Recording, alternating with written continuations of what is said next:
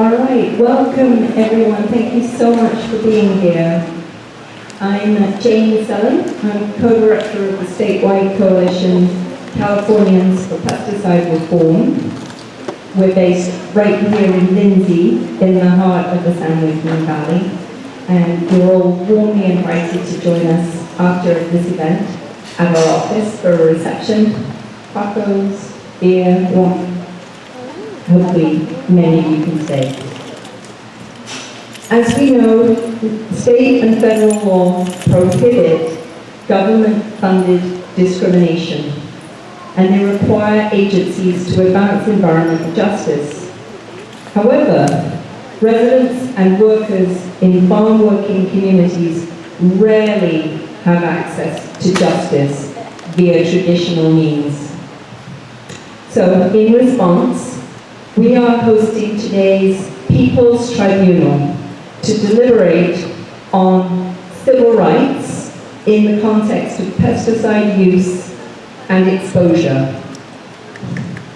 As we examine this question today, we're incredibly proud to be joined by our partner, Dr. Greg Macy, who is the director of the UC Irvine Law Center for Law, Environment, and Natural Resources.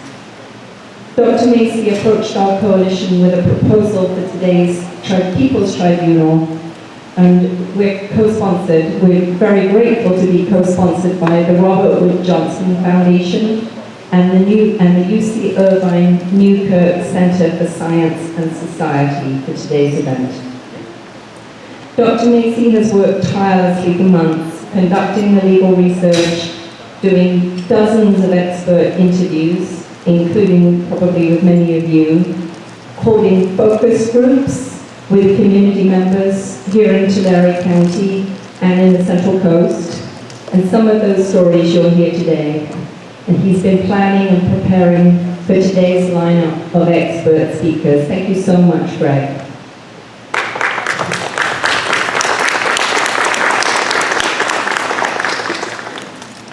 I also want to acknowledge and thank the incredible Californians for Pesticide Reform Steering Committee, some of whom are here today, either in person or on Zoom. We have Naomi Martinez with Central California Environmental Justice Network. We have Ann Catton with California Rural Legal Assistance Foundation. We have Asha Sharma with Pesticide Action Network. In the room. We have Cesar Lara with Monterey Bay Central Labor Council. He's not in the room today, but he's with us in spirit. Gustavo Aguirre Sr. with the Center on Race, Poverty, and the Environment. Bianca Lopez with Valley Improvement Project.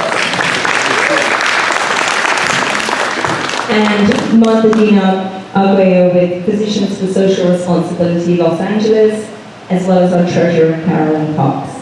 These are the leaders of the pesticide reform movement in California, and we're incredibly proud to be working in coalition with all of you. And finally, before I pass over to my co-director, Angel, a huge thank you to the judges and speakers who have generously donated their time to us today. Their testimony brings a full range of expertise, including legal, scientific, policy, and most importantly, the lived experience of those on the front lines of pesticide exposure. We thank you for sharing your experience and your stories. And I'll pass it to Angel to introduce our judges. Thank you, Jane. Well, first of all, welcome to Lindsay, California. This place actually holds a very special meaning to myself. This used to be a hospital, and I was born in this hospital. So, for some reason, for the journey, as my mentor would say, it's a full circle. And today is a very special day because we're going to hear from experts, and we're going to hear from community who have made the journey from different parts of the state. We have people from Ventura County, we have people from Fresno County, we have people from the upper and lower Central Coast regions, And it means a lot to have everyone come together and really reveal the injustices that take place every day in different parts of the state, particularly where our farm worker families live. So today it is my honor to introduce our judges for today's tribunal. First, we have Caroline Farrell, who is Professor of Law and the Director of the Environmental Law and Justice Clinic at Golden Gate University School of Law, and until recently was the Executive Director of Center Race, Poverty, and the Environment. So let's give her a big round of applause.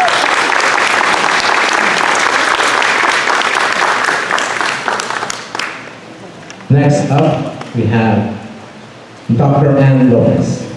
She is the current Executive Director of Center for Farm Worker Families, a member of the Safe Act Safe School Coalition in Watsonville, and emerita professor who taught biology, ecology, and environmental science at San Jose City College. She holds a PhD from the University of California, Santa Cruz in environmental studies. Again, please welcome Dr. Ann Lopez.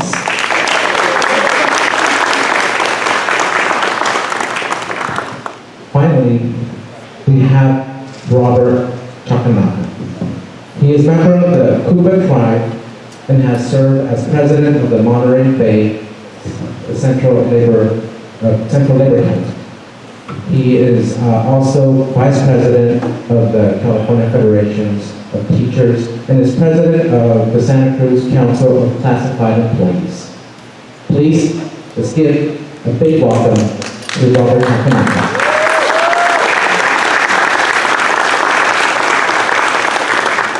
And before we get started with the tribunal, I want to invite someone special in the whole San Joaquin Valley region who many of you have probably seen or have encountered at various events, social justice movement events, and whenever there is good trouble, you will always find them there. Mr. Jesus Montes, also known as the Fool.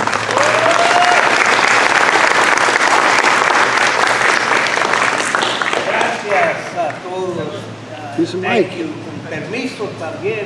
Permission. Use the mic. One of my teachers, one of my mentors, he always said, you know, cuando vas a comenzar, when you're going to start, always ask permission.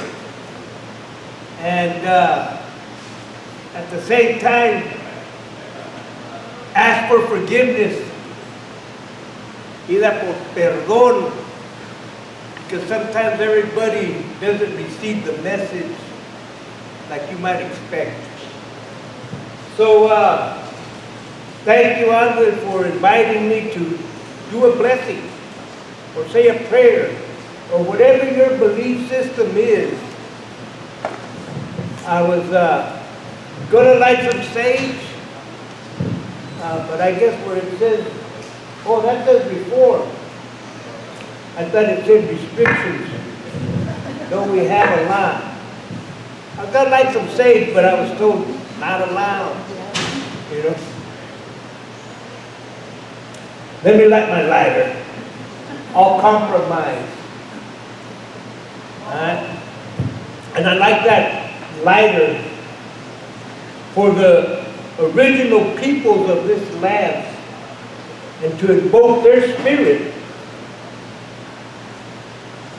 Then when this journey began for each and every one of you, that they also helped guide you here. That they also helped lead you here. Because of their struggle hasn't changed. The struggle continues for environmental justice, human justice. We all come from different cultures, different culturas, different ethnic groups, different raíces, different races, whatever that might be. But no matter where you go in this world and you study that history, They understood the fuego. They understood the fire. And so I want to invoke those ancestors in your cultura, in your culture, that today you remember that spirit. You remember that spirit.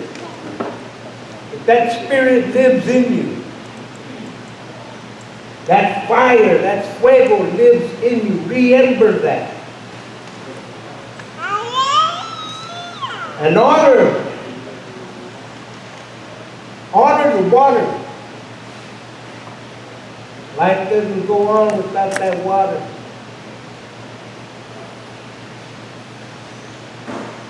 Honor the air. Of course, if you ain't breathing, you ain't alive, so what does it matter? And honor that. And honor the earth, honor the tierra, honor that soil.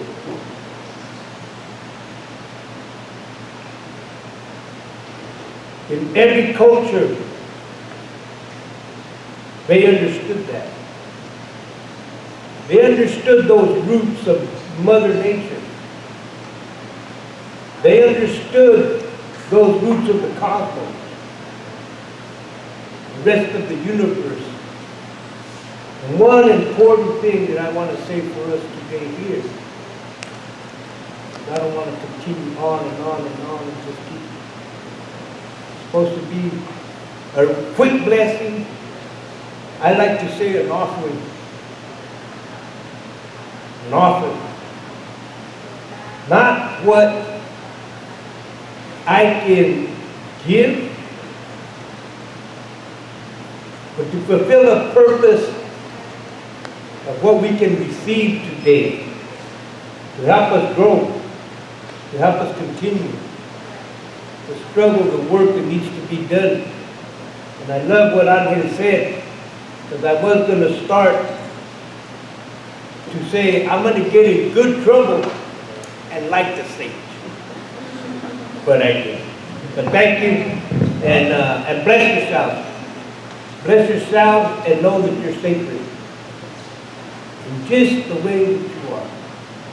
I hope. Thank you.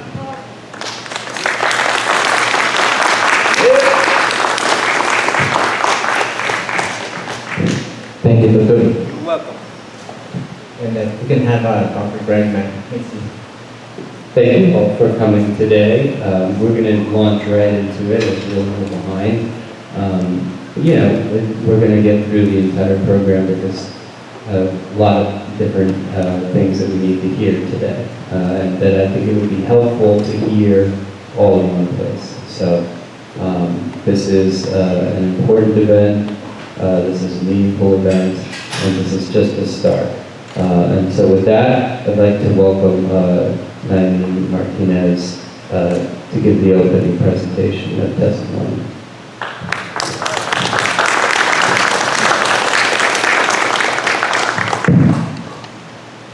My eyes. Buenas tardes. Buenas tardes. No comieron. Buenas tardes. Buenas tardes. Dice. Pues me dijeron que podía hacer esto en el idioma que yo quisiera, y mi idioma con que me siento más cómoda es el español, así que aquí vamos. Mi nombre es Nayamin, como dijeron, soy la directora de la Red de Justicia Ambiental del Centro de California, una organización que por 23 años ha luchado por promover la justicia ambiental en nuestro valle. Pero también tengo el orgullo, como se dijo hace unos momentos, de ser miembro del comité directivo de Californians for Pesticide Reform, una organización a la que conocí hace 23 años también, cuando empezamos a hacer un estudio que iba a medir el nivel de pesticidas que había en los cuerpos de las personas, precisamente aquí, en la comunidad de Lindsay. Así que es todo un círculo, regreso a los orígenes. Y pues en estos 23 años, desde que llevo viviendo en California, que llevo conociendo organizaciones que han luchado por la justicia ambiental, me da muchísimo gusto estar hoy aquí en Lindsay, en el corazón del Valle Central. porque como todos sabemos, por desgracia, por experiencia, el Valle Central es la zona cero del uso de pesticidas en todo California. Y voy a compartir unos datos para los que no estén tan familiarizados con el tema. De acuerdo al Departamento de Regulación de Pesticidas, más de 200 mil billones de pesticidas se aplican cada año en nuestro estado y más del 60% de estos millones se aplican aquí, en el Valle Central. Y los condados de Fresno, Kern y Tulare están constantemente compitiendo por el primero, segundo y tercer lugar. Así que estamos en la meca del uso de los pesticidas. ¿En qué lugar mejor para tener este tribunal del pueblo que aquí, en Lindsay y en el Valle Central?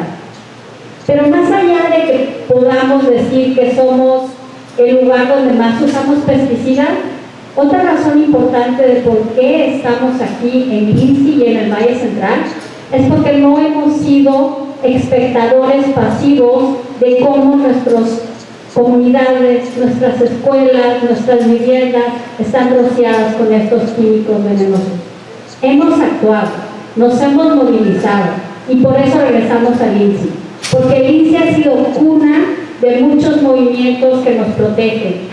Lindsay fue la cuna del Quinto Sol de América, una organización pequeña pero poderosa que luchó cuando a niños en la primaria de Plainview los rociaron con pesticidas.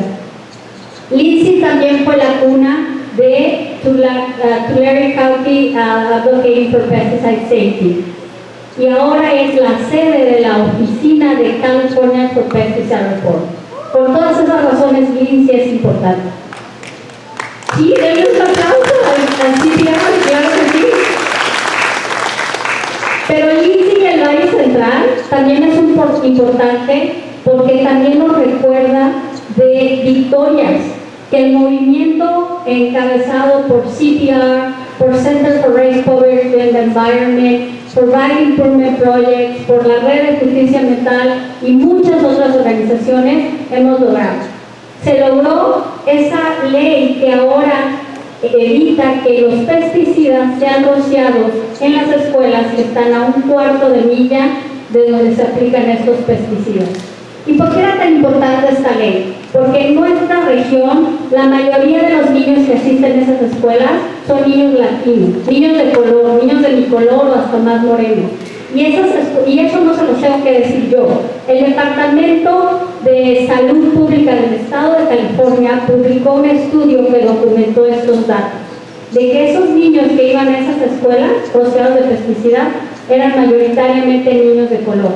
Así que esta ley imperfecta nos protege más a nosotros y a nuestros hijos. Es un primer buen paso, pero por seguro no el último. Porque si sí es cierto que ya no pueden aplicar los pesticidas de 6 de la mañana a 6 de la tarde, de lunes a viernes, ¿qué pasa después de las 6 de la tarde? Muchas de las escuelas de estas comunidades, como Lindsay, como Plainview, como Cantua Creek, como muchas otras, son los lugares donde se reúne la gente a practicar deportes, el soccer, el béisbol, a reunirse, porque los pueblos no tienen muchos de esos pueblos no tienen parques, no tienen centros comunitarios, no tienen el lujo. Esto donde estamos hoy es un lujo para muchos pueblos que no tenemos esa fortuna. Entonces, ahí es donde está la debilidad de esa ley, porque después de las 6 de la tarde, que es cuando llegan los niños a practicar deporte, la protección de esa ley termina. La protección también termina para las familias como las compañeras de Cantua Creek que nos acompañan desde el condado de Fresno, que están rodeadas de pesticidas por los 4 lados de la comunidad, que no pueden salir a disfrutar de sus parcelas, de sus yardas, no pueden salir a caminar, a platicar con sus vecinos, porque existe el riesgo de estos pesticidas que se les están rociando. Y ese es el otro gran reto de nuestra comunidad. Si piensan que solamente los campesinos están expuestos a pesticidas, es un mito. Hay miles de personas que viven muy cerca de estos campos agrícolas donde se aplican los pesticidas. Miles de personas que están esperando por un sistema de notificación, que afortunadamente será pues, una realidad en el 2024. Otra vez, un éxito, pero un éxito a medias, porque ese lo necesitábamos ayer, hace un año, hace 3 años, no en el 2024. Se les dejó con ese meta, esa esperanza, la comunidad de chapter, que también nos acompañan aquí algunas de sus líderes, que por años estuvieron pidiendo que como parte del programa AB 617, que tenía como objetivo disminuir la contaminación en su comunidad, y ellos dijeron, por favor, avísenos antes de que echen los pesticidas. Eso es algo mucho que pedir, es algo lógico, es algo de sentido común, y no se pudo. El Estado no nos respaldó, el Estado no obligó al comisionado de Agricultura de Kern a hacer justicia de esta demanda tan simple y tan básica. ¿Y qué? Tenemos que esperar al 2024. Y seguimos peleando porque este sistema de notificación, cuando llegue, sea un sistema que realmente nos proteja, que nos diga exactamente en dónde están haciendo esa aplicación. Que la gente pueda saber y no nada más un punto en un mapa perdido de millas donde quién sabe si me va a proteger o no ese sistema. Seguirá siendo una demanda y una lucha por la que continuaremos, pero pues yo creo que a veces cuando estamos luchando con sistemas tan opresivos, que llevan siglos oprimiéndonos, no vamos a poder lograr cambiarlo de un día a otro. Y por eso estas victorias, aunque incompletas, son tan importantes. Porque el movimiento de justicia ambiental, dentro del cual la lucha contra los pesticidas se ha llevado a cabo, comenzó hace 50 años. Y hoy, desde el 2023, seguimos luchando por cosas que nos hubiera gustado que sucedieran hace 50 años. Hemos logrado avances, pero todavía tenemos mucho camino por recorrer. Y por eso el día de hoy estamos aquí en Lindsay para decirles que vamos a seguir luchando, les guste o no, y que vamos a proteger a nuestras comunidades de estos pesticidas. ¿Se puede? ¡Sí se puede! ¿Se puede? ¡Sí se puede! ¿Se puede? ¡Sí se puede!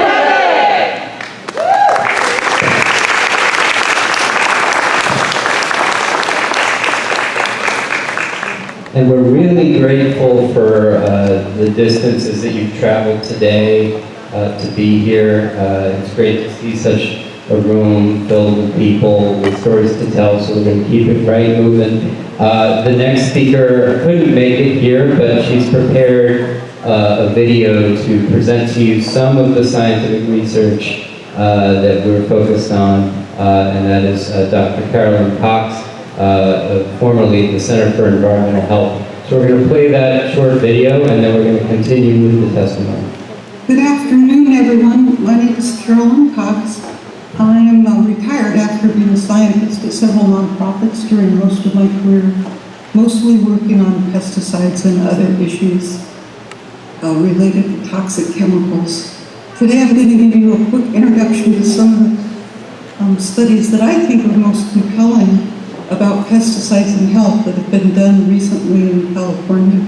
I'm not going to try to be complete or thorough, just give you a few examples of recent research. The studies that I'm going to focus on today are studies that I call studies of real Californians, scientifically known as epidemiology. These are studies that estimate pesticide exposure and document health effects in people around the state. This kind of study can find an association or a link between pesticide exposure and health. I find them really compelling because of their focus on real-world people and how real-world people are exposed to pesticides. The first study I'm going to talk about is the UC Berkeley study called CHAMACOS, Center for the Health Assessment of Mothers and Children of Salinas. This study was started almost 25 years ago. The researchers recruited pregnant moms in Salinas, California, to join the study. At that time, they measured pesticide exposure of the moms and then went on to measure pesticide exposure in the children and various ways of measuring the health of the moms and the children. I actually would argue that it's one of the best studies of pesticides and health in the world, and I've picked out 3 recent publications from the study to tell you about. In this recent study from Chamacos, the researchers looked at exposure of pregnant moms to the common herbicide glyphosate. They also looked at exposure to the children, and what they found is that families where the children had the highest glyphosate exposures, those children, when they became teenagers, were more likely to have a disease called metabolic syndrome. This is a medical condition that includes high blood pressure, high blood sugar, and not enough of what's called the good cholesterol. It puts those teens at higher risk for developing obesity and diabetes. For many years, the Chamacos study has looked at exposure to the group of insecticides that are called organophosphates, have been very commonly used, and they've documented the problems caused by exposures to these insecticides during pregnancy. This particular study that I'm talking about here used high-tech machines to actually look at what was going on inside teens' brains. And what they found is that they could see in the families where the moms had the highest insecticide exposure, there were parts of the brains in the teenagers where they could see unusual activity. And that's the part that's blue in the picture. It's just a preliminary study, but I find the results really compelling. And finally, I'm going to talk about a study that looked at the relationship between pesticide exposure and what's called ADHD. And this study found that families in which the pregnant mom had the highest exposure, the children, when they were preteens, showed more signs of ADHD. It's one of the most common behavioral problems in childhood, often lasts into adulthood, and it's when children have trouble paying attention, controlling impulsive behavior, or being overly active. Next, I'm going to talk about some studies done by researchers at UCLA, specifically the Fielding School of Public Health. These aren't really community-based studies like the Chamacos studies, but they make extensive use of the information that the state government in California has compiled, as well as working with some patient groups. Again, I've picked out 3 recent studies. The first study I want to talk about is a study where researchers looked at pesticide use near people who lived in Tulare, Kern, and Fresno counties. And they looked at applications of pesticides near the homes of people who had thyroid cancer and people who did not have cancer. They found that people living near applications of 10 pesticides, including 2 you may have heard of, paraquat and glyphosate, had a higher risk of having thyroid cancer. The thyroid is a small but important gland. It's in the throat area, and you can see it brightly colored in the picture on the slide. Many of you may have friends or family members who have Parkinson's disease. It's a progressive disease of the nervous system. There is evidence that one of the causes of Parkinson's disease is exposure to a pesticide called paraquat. And in this recent study, the UCLA researchers asked a follow-up question. Are there pesticides that cause Parkinson's to progress faster? And they identified 10 pesticides that are linked to faster progression. This is one more UCLA study. In this study, UCLA researchers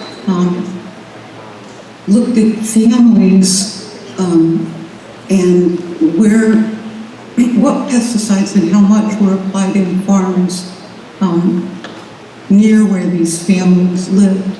And what they found was that if moms lived near farms applying any one of 9 different pesticides, the children were more likely to develop brain tumors.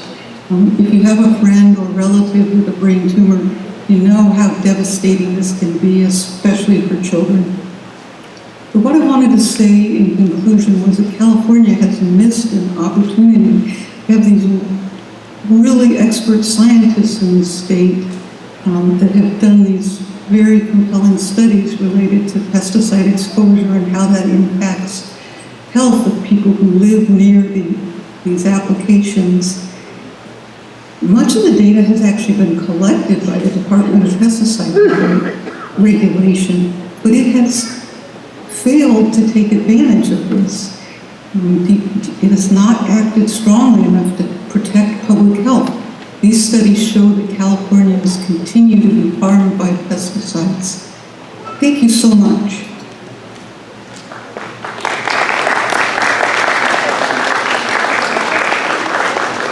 Thank you so much, Carolyn, for preparing that powerful presentation of some, just an overview and a quick snapshot of some of the science of what I think we know from a lived experience, and that's what we'd like to turn to now, is to hear from some of the community members that have come with their organizers to deliver testimony about their own experience. So we're going to start in the Monterey Bay region with our Monterey Bay organizer, Nelly Martinez, and her community members.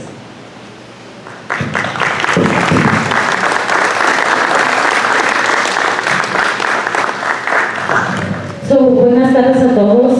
Iba a decidir cómo iba a dar mi mensaje, pero creo que lo voy a dar en mi lengua natal, la lengua de mis padres, en español, a los jueces. Jueces, gracias por estar aquí presente. Y este testimonio no lo puedo dar sola sin todos los miembros del condado de Monterrey, porque tenemos el tiempo corto y solamente hay ciertos testimonios que se van a dar. Así es que, por favor, si me hacen el honor, miembros del condado de Monterrey, si están aquí conmigo para poder contar la historia junto con ustedes, si gustan, se pueden parar acá atrás de mí para mandarle el mensaje a los jueces y a las personas que miren esto, de que Yaneli no nomás es una sola historia. Yo voy a contar mi historia, pero al contar mi historia se cuenta la historia de todo el condado de Monterrey aquí presente conmigo. Jueces, mi nombre es Yaneli Martínez, soy residente de la hermosa ciudad de Greenfield. No solamente soy organizadora de este hermoso movimiento, este grupo, Safe Ag, Safe Schools, sino también soy concejal de la hermosa ciudad de Greenfield, en el corazón del valle, de la costa central. Pero más importante, mi trabajo es como madre.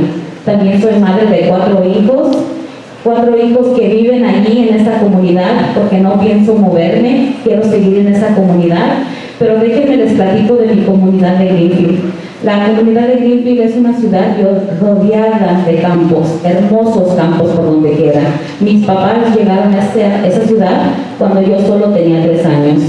Al igual que muchos de estos miembros, llegaron a esa ciudad o otras ciudades en el Valle de Salinas con el sueño del famoso sueño americano, de lograr el cambio, de trabajar duro en el campo y de saber que voy a poder retirarme y darle una vida buena a mis hijos. Pues si me emociono y lloro y me pongo sentimental, es por lo que voy a contar. Mis padres tenían ese sueño, al igual que muchos, de llegar a esa ciudad. Ahora me paro aquí ante ustedes porque mi madre y mi padre le dieron muchos años de su vida a la agricultura. Trabajaron en la uva, trabajaron en muchas cosas, pero sus últimos años fue la uva. Mi madre la perdí lamentablemente este año, como muchos otros miembros que han perdido seres queridos. Y yo sé que mi madre fue víctima de pesticidas, porque ella tenía solamente 56 años cuando desarrolló demencia, una de tantas enfermedades como las que se han mencionado, Parkinson's, también muchas personas que están aquí con asma, personas que han perdido a sus seres queridos con cáncer. Y hasta preguntamos, ¿hasta dónde va a terminar? ¿Dónde está el sueño americano? El sueño que nos venden, pero en realidad nos están envenenando. Nos envenenan porque nos pagan para ir al campo. Muchos de nuestros miembros aquí atrás presentes y los que están acá van, trabajan de sol a sol y ya no hay dinero para pagar la renta, ya no hay comida, ni siquiera un seguro médico tienen. Mi madre, lamentablemente, como digo, a la edad de 71 años perdió su vida por la demencia. ¿Y dónde quedó su sueño americano? No alcanzó a ver a su nieto que está aquí presente, mi hijo Víctor, que también fue víctima de los pesticidas por un ataque de asma que sufrió. Este año se va a graduar este jovencito y allí no va a estar mi mamá, como muchas otras mamás del campo no van a estar allí presentes para poder aplaudirle, para poder decir aquí estoy contigo. Los pesticidas nos atacan día con día y algo que quiero dejar claro en mi testimonio es que la gente habla de la guerra que está pasando en otras partes del mundo, la guerra en Ucrania, en Rusia, pero ¿quién habla de la guerra aquí? Nos están envenenando con pesticidas que fueron creados como armas de guerra, que se prohíben ahora en las guerras, pero en nuestros campos del Valle Central, de la costa, se siguen usando. Allí es mi coraje, allí digo, ¿hasta cuándo?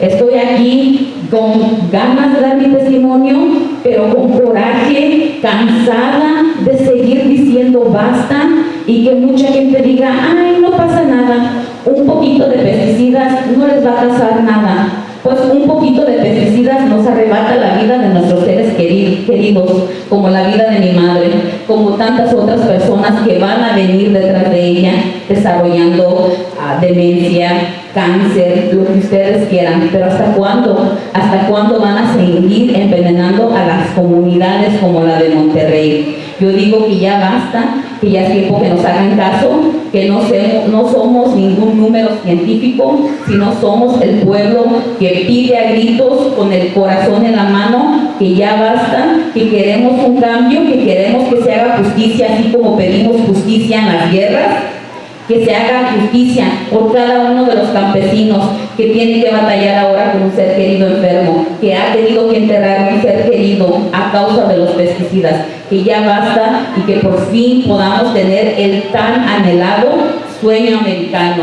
Y como les digo, no solamente estoy aquí como Yaneli, estoy aquí contando la historia de cada uno de los miembros del condado de Monterrey para decir ya basta. Aquí estamos y seguimos en la lucha y como decimos, todos unidos, ¿verdad? Todos unidos porque sí se puede. Sí se puede. Y aquí estamos. Muchas gracias. Y ahora les cedo la palabra a mi compañero del condado de Monterrey, Juan Manuel Morán. ¡Queremos justicia! ¿Cuándo? ¡Ahora! ¿Qué queremos? ¡Justicia! ¿Cuándo? ¡Ahora! Así, buenas tardes a todos. Mi nombre es Juan Manuel Morán, soy representante de la Unión de Campesinos y estoy envuelto ahí en el movimiento como más de 40 años. Entonces me ha tocado mirar muchas personas, ¿verdad?, que han estado afectadas por los pesticidas. En 1975 conocí a César Chávez. No fue a él, nada más lo conocí y supe de las cosas que él hacía, pero no fue hasta 1980 cuando me envolví en el movimiento. Y entonces fue cuando ya supe de la lucha contra los pesticidas y la injusticia contra los pesticidas y todo. Y no sé si puedes poner el video que pusimos, si hay chance. Y ese creo que puede hablar más de lo que yo pueda decir.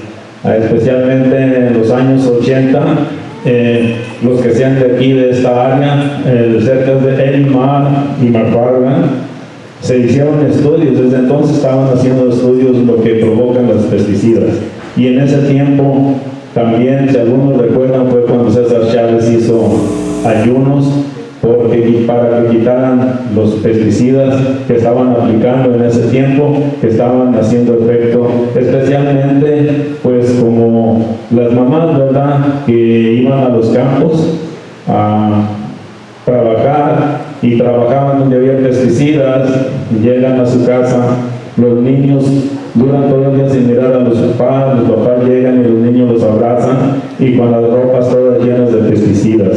Y allí van a mirar los resultados de esas pesticidas. Y fue porque en el 1987-88 casi pierde la vida César Chávez, que duró 36 días sin comer, haciendo un ayuno por tal de que quitaran los pesticidas. Pues, si quieren, Son 15 minutos, no sé, es mucho, pero si lo quieren ver, o es mucho, ¿verdad? Es mucho, pero un cachito que se pudiera mirar de perdido donde salen los niños, porque en esos estudios enseñaron que estaba haciendo efecto a los niños que nacían. Incluso ahí está un niño que nació sin los brazos, sin las piernitas. Sí. Y de allí todos estos niños enseñan allí lo que estuvieron viviendo ellos y sus familias. Acompañaba a su padre mientras trabajaba en los campos. Su madre, Alicia, trabajaba en los viñedos mientras estaba embarazada.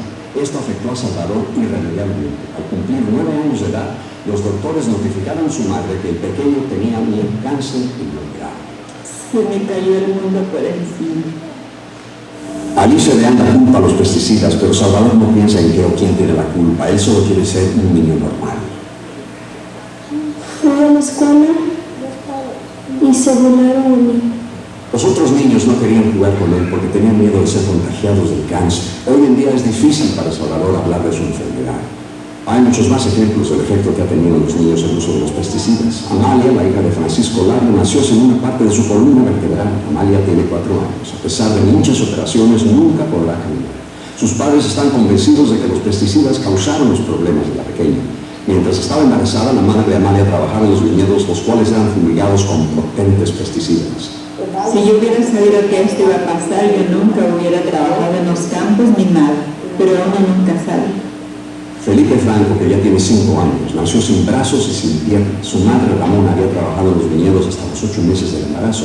Durante todo ese tiempo estuvo expuesta a captan, uno de los pesticidas que la Unión de Campesinos pretende hacer prohibir. En una prueba de laboratorio que realizó el Departamento de Agricultura de California, no solo se encontraron residuos de captan en las uvas, sino también otros 10 pesticidas más.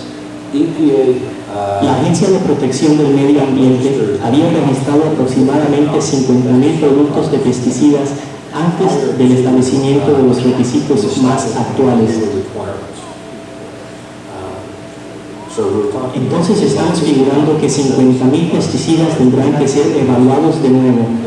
Según como están escritas las leyes, esos productos químicos permanecerán en el mercado hasta que la EPA... Mire, pues es un testimonio que yo no puedo describir más que eso. Así es de que por todos estos años, y miren, estábamos hablando, estos videos fueron hechos en el 88, 87 y los estudios por ahí en el 85. Entonces fíjense los años que tenemos luchando contra estos pesticidas. Así es de que, como dijo Yanel, yo creo que ya basta y tenemos que seguir unidos y más que nunca seguir peleando contra estos pesticidas. Y muchísimas gracias.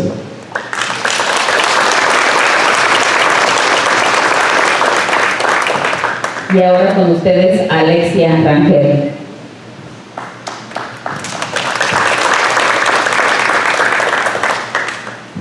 Hello, my name is Alexia Natividad Rangel and I live in Greenfield, California, Monterey County.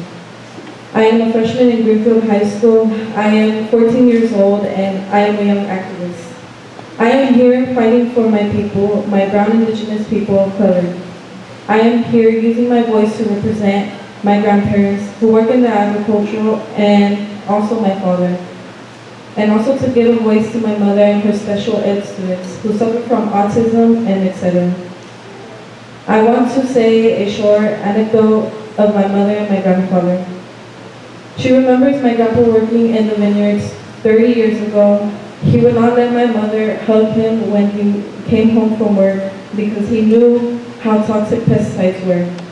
He would change his clothes, put them in the washing machine, and then take a shower to try to get rid of those toxic pesticides. Imagine us still dealing with toxic pesticides today.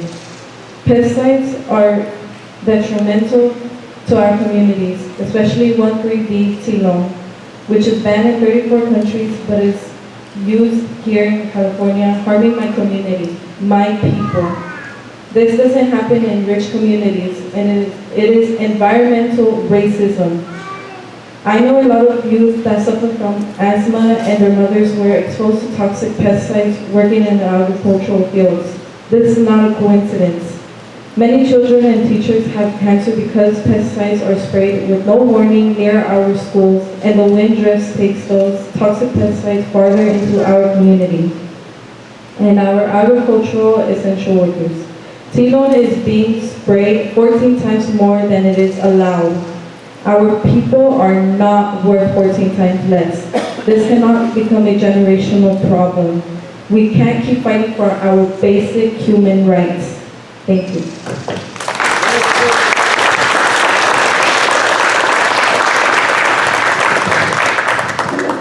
Now, Kathleen Kilpatrick.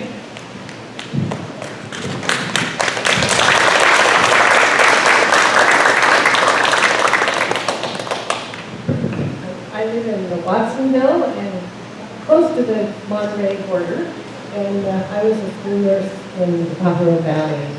But before that, I worked over 45 years in community-based healthcare, along with for social justice.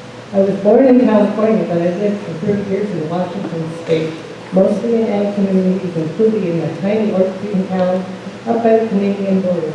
In the 90s, I went from there to grad school at the University of Washington to become a nurse practitioner, and I was offered a grant to study occupational and environmental health.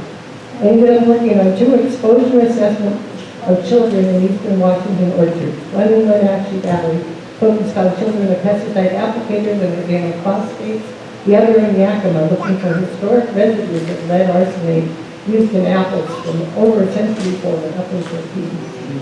I became aware of the risks of multiple pesticide exposures over time, and after graduation worked pro bono on projects to reduce farmers' families' risks. We came to California in 1999 with job offers from the Pajaro Valley Unified School District. We wanted to work with farmer for families, and we got our wish. In the 23 years we've lived in the Pajaro Valley, we've never lived more than a few blocks from the fields. 20 of our schools, plus several child care centers, are within a quarter-mile of fields. The Pajaro District runs from Aptos, a well-to-do town in the north, to Las Lomas, a mostly low-income area in the upper corner of Monterey County. Our district is 84% Latino, with almost all the schools south of the Aptos Hills 95% and above. When we came, the district was divided into 3 zones, north, central, south. In the 90s, the north zone, the more affluent Aptos schools, tried to secede from the district, but the state wouldn't let them, saying it would decrease diversity and equity. Health services in our district is under special education. Back then, I was told 75% of the special ed budget went to the north zone. Services for autism, emotionally disturbed, costly private care, and residential programs. Parents had their kids privately assessed, not lawyers, were lawyers. In the Latino majority central and south zones, we were still trying to get our kids health insurance and basic exams. I did that systems work at first, and then have added schools, more and more schools, as overworked, underpaid nurses left and weren't replaced. More kids had insurance, but caseloads and acuity were rising. More Latino kids with inhalers, EpiPens, diabetes, seizures, ADHD meds. Still, when the parents demanded an on-site nurse to deal with complex health issues, it was the Aptos schools that got them, further so shortchanging the Latino schools. Besides my own 9 schools, I was health services lead then, trying to maintain safe levels of care for the whole district. Eventually, because parents lobbied and sued, the state required diabetes, anaphylaxis, and seizure emergency procedures for students available at all schools. California had no mandate for school nurses, so we had to train unlicensed staff. There were still special ed assessments, complex case management for kids with leukemia, brain tumors, bone cancer, birth anomalies, etc. Over time, resources shifted, mostly due to teachers and staff demands for equity and white flight from our schools. Still, the year I officially retired in 2012, I was called back to help implement remediation because our district had been deemed by the state for under-identifying Latino kids with autism and directed to fix it. This was 23 years after parents from 6 California schools filed a civil rights suit over methyl bromide use close to their largely Latino schools. One of them, Maloney, one of my schools, has this big air monitor. It got us a small concession after 11 years. It hasn't helped much to stop fumigants and other hazardous pesticides being used nearby and throughout our valley. Our Pajaro Valley Union and teachers have been active on pesticide issues for years. We fought hard for notification, asked for mile buffers, got a quarter of that. Wanted notice for all pesticides, got lists of what the grower might use over the next year. But communication with administration was inconsistent, and those lists of chemicals, often 80 or more per field, are daunting. Those systems are in place to describe risks or how to avoid them. No one's really invoicefully forcing the regs or educating families. Parents of kids being assessed for special ed aren't asked about exposure histories, their own or their child's. We upped the ante, asked for public notification, starting with restricted chemicals. Our SAS group kept asking our ag commissioner, kept getting no. When the state offered to help with the pilot, he finally agreed. I live in a 55 and over neighborhood in Watsonville, ringed by berry fields. Seniors could be squeaky wheels, plus we're mostly white and we vote. Our pilot was for just 1 mile radius around our neighborhood, no locations. Just hooligans, just the seniors, no expanded notification for the 5 schools and the many other residents also within that radius. Our county has the state's highest percentage of fumigants in proportion to overall pesticide use by weight in the state. And it was the fall season for prepping the berry fields. So when those notices started coming, often 1 or 2 a day, that too was daunting. Santa Cruz is a small county with one of the highest costs of living in the state overall, but we live in the poor end.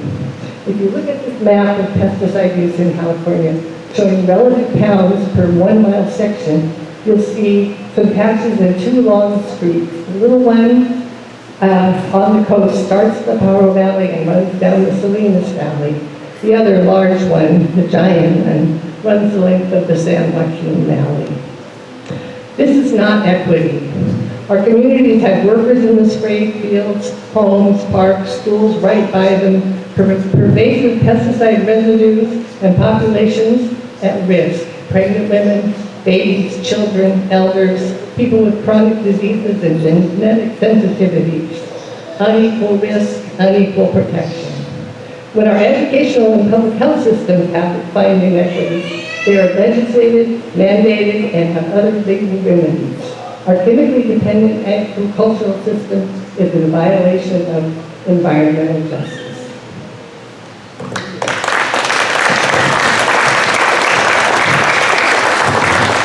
Thank you so much, Kathleen. Thank you to all the SAS members from Monterey and Santa Cruz counties. And I would like to welcome up to the podium our organizer Teresa and her members of her coalition in Ventura County.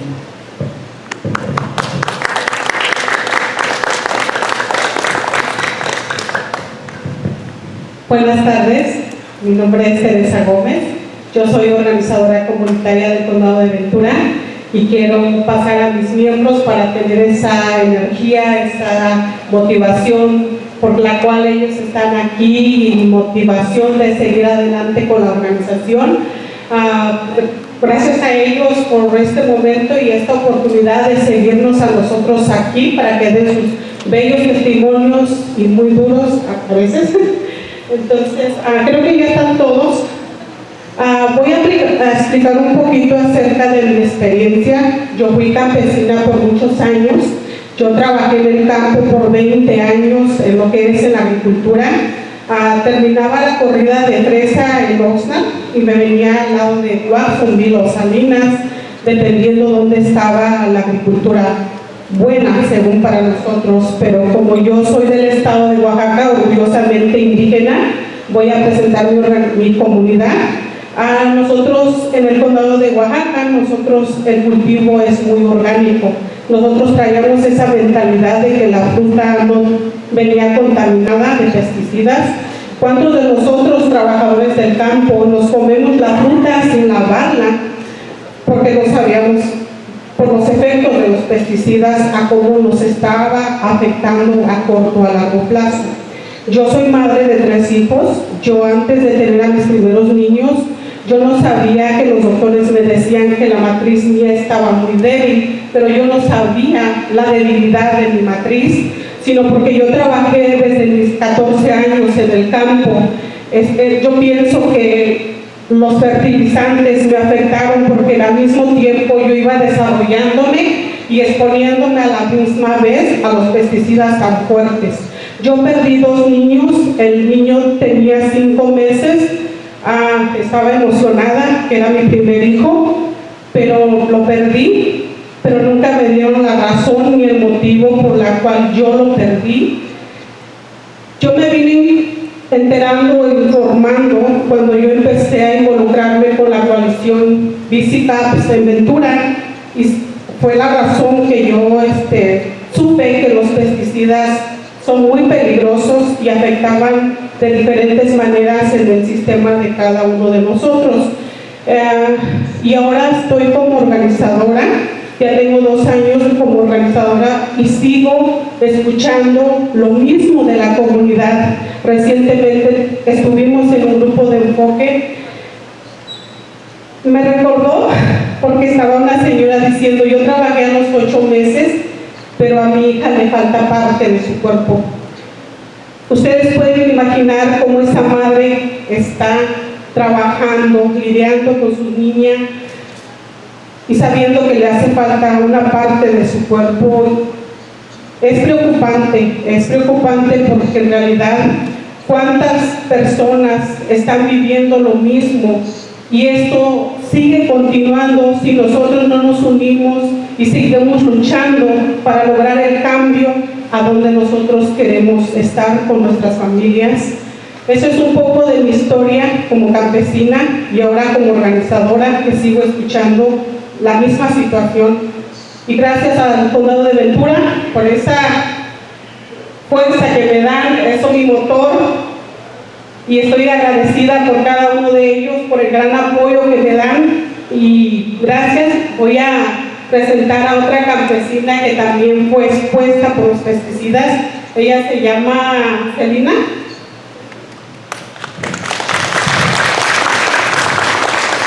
Hola, buenas tardes. Le doy gracias a Dios y le doy gracias a Teresa porque me invitó.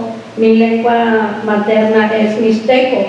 Entonces, a mí me trajeron, porque yo no viví, a mí me trajeron de los 13 años y empecé a trabajar en el campo. Y desde entonces empecé con problemas de la piel, luego de los ojos, y con el tiempo se me fue afectando más, pero el problema aquí es que como nosotros apenas hablamos español, yo me enseñé español en el campo porque había puras personas que hablaban español más que mixteco, entonces por eso me enseñé, pero tengo mis hermanas que todos en mi familia mayormente hablan mixteco.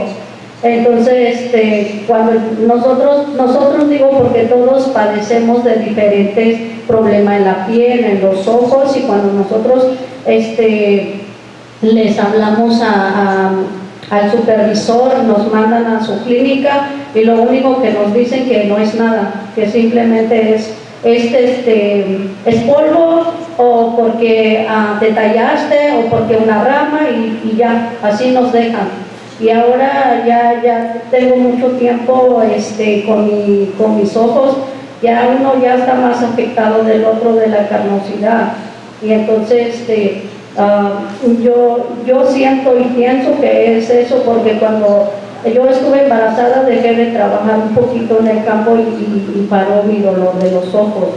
Entonces, cada vez que vuelvo al campo a trabajar, pasa lo mismo, pero ellos lo que hacen es que cuando uno pide cita con ellos y no te dan solución, pero simplemente lo que hacen es descansarse. Cuando ven que no va bajando la fruta, porque he trabajado en la fresa, en la mora, en la pizca de chile, en todos los trabajos del campo, y lo que hacen es que, esta persona es problemática. Ellos nos ven así cuando nosotros pedimos que nos ayuden en nuestra salud. Ellos dicen, no, pues hay que descansar los que hablan mucho. Y hemos visto que hablan. ¿Por qué? Porque yo hablo y entiendo español, pero ellos nos generalizan a todos, que nomás ven que porque platicamos otro idioma dicen, no, eso ni van a decir nada, mándalo donde más lejos, o así. O cuando tienen que regar, que cuando dice que el Noxna, yo lo digo por mi experiencia, no me lo contaron. Una vez estábamos trabajando en la presa y se iba a poner la pesticida ahí y dijeron, no, ahí no los pueden poner porque va a venir el que va a ver que sí están cumpliendo. Entonces mándalo allá donde ya está regado. Y dijo el mayordomo, pero no, porque es para el otro día que va a ser. Y él dijo, no, ¿quién va a saber hasta el zombie? Está escondido.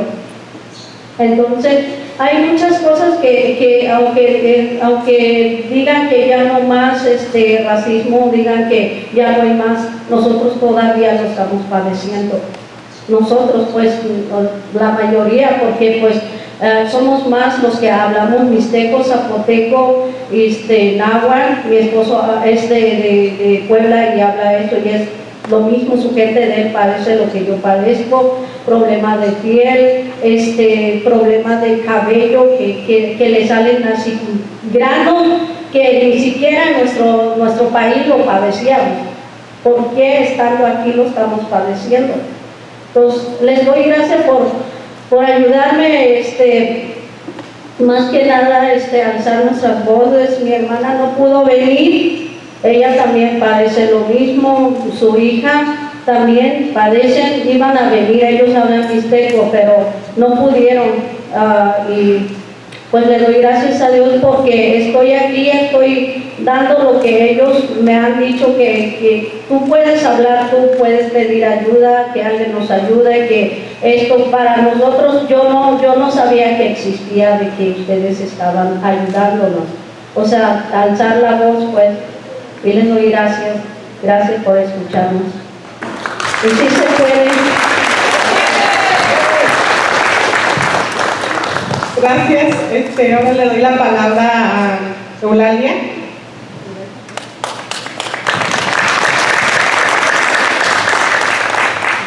Muy buenas tardes a todos. ¿Cómo estamos esta tarde? Nosotros estamos cansados porque viajamos 3 horas para llegar aquí. Pero es un honor para mí estar aquí y también me siento muy complacida para que nos puedan escuchar, porque juntos podemos hacer cambios. Bueno, eso creo y estoy confiada que eso pasará. Mi nombre es Eulalia Mendoza, yo soy organizadora comunitaria con la organización comunitaria Proyecto Mixteco Indígena. Represento a la comunidad indígena porque yo hablo mixteco, soy de la provincia de Oaxaca. Mi primera lengua fue mixteco, mi segunda lengua fue español. También como la compañera yo lo aprendí ya de adulta, ya que nosotros nacimos y crecimos con mixteco. Nadie de mi familia habla español. Yo lo aprendí en el transcurso del tiempo por el racismo, por lo que pasábamos, entonces me esforcé por aprender español. Hoy estoy aquí y pedimos el apoyo de este tribunal que se una a nosotros para que juntos podamos pedir al Departamento de Regulación de Pesticidas que cambie sus reglas. ¿Por qué? Porque los que más nos afecta el pesticida somos nosotros, los campesinos, que estamos allá todos los días, los 6 días de la semana, los 7 días de la semana, 8 horas diarias trabajando de sol a sol. Y ser un campesino no es un trabajo de inmigrante, es un trabajo honrado como cualquier otro trabajo. Yo desde que tengo conciencia he trabajado en el campo, pero en los últimos 22 años he trabajado en los campos de aquí de Estados Unidos. Les voy a contar mi historia. En los últimos 22 años he estado trabajando en los cultivos de frutas y verduras en California. He experimentado en carne propia lo que es respirar químico en los cultivos. Ahora tengo 2 años que ya no trabajo más en los campos. Fui reclutada para trabajar para la organización indígena, Proyecto Mixteco Indígena, porque hablo mixteco, para poder llevar el mensaje a la comunidad que no habla el español. Ahorita en el condado de Ventura hay 40,000 campesinos agrícolas que trabajan en el campo todos los días. De esos 40,000, 20,000 aún hablan su lengua originaria, ya que viene siendo el mixteco, zapoteco, purépecha, triqui, náhuatl, otomí, todos los idiomas de los 62 idiomas que existen en el Estado de México. En Oaxaca se habla 32 idiomas. Hace 2 años, mi amigo Daniel, no me gusta entrar en este detalle, pero lo quiero hacer. Mi amigo Daniel murió de cáncer. Él dejó 4 hijos desamparados, pequeños. Murió de cáncer, ¿por qué? Porque no tuvo la atención que necesitaba. Nadie la tenemos, nosotros como campesinos. Nadie tiene atención médica, porque si vamos a un hospital del condado, los biles son demasiado caros. Nadie se anima a ir a hacerse un estudio. Te duele el estómago, estás haciendo pipí de sangre y no vas porque te va a llegar un bill grande. Entonces no se atendió. Durante 5 años estuvo padeciendo y después lo trataron con un tratamiento que dijeron que era nuevo, que había salido al mercado, y eso lo mató. Hace un año y medio, porque en febrero cumplió el año que ella murió. Se llama María. Ella también murió de cáncer. Ella dejó 2 niñas. Yo la vi porque trabajábamos juntas en el corte de cilantro, trabajábamos ahí.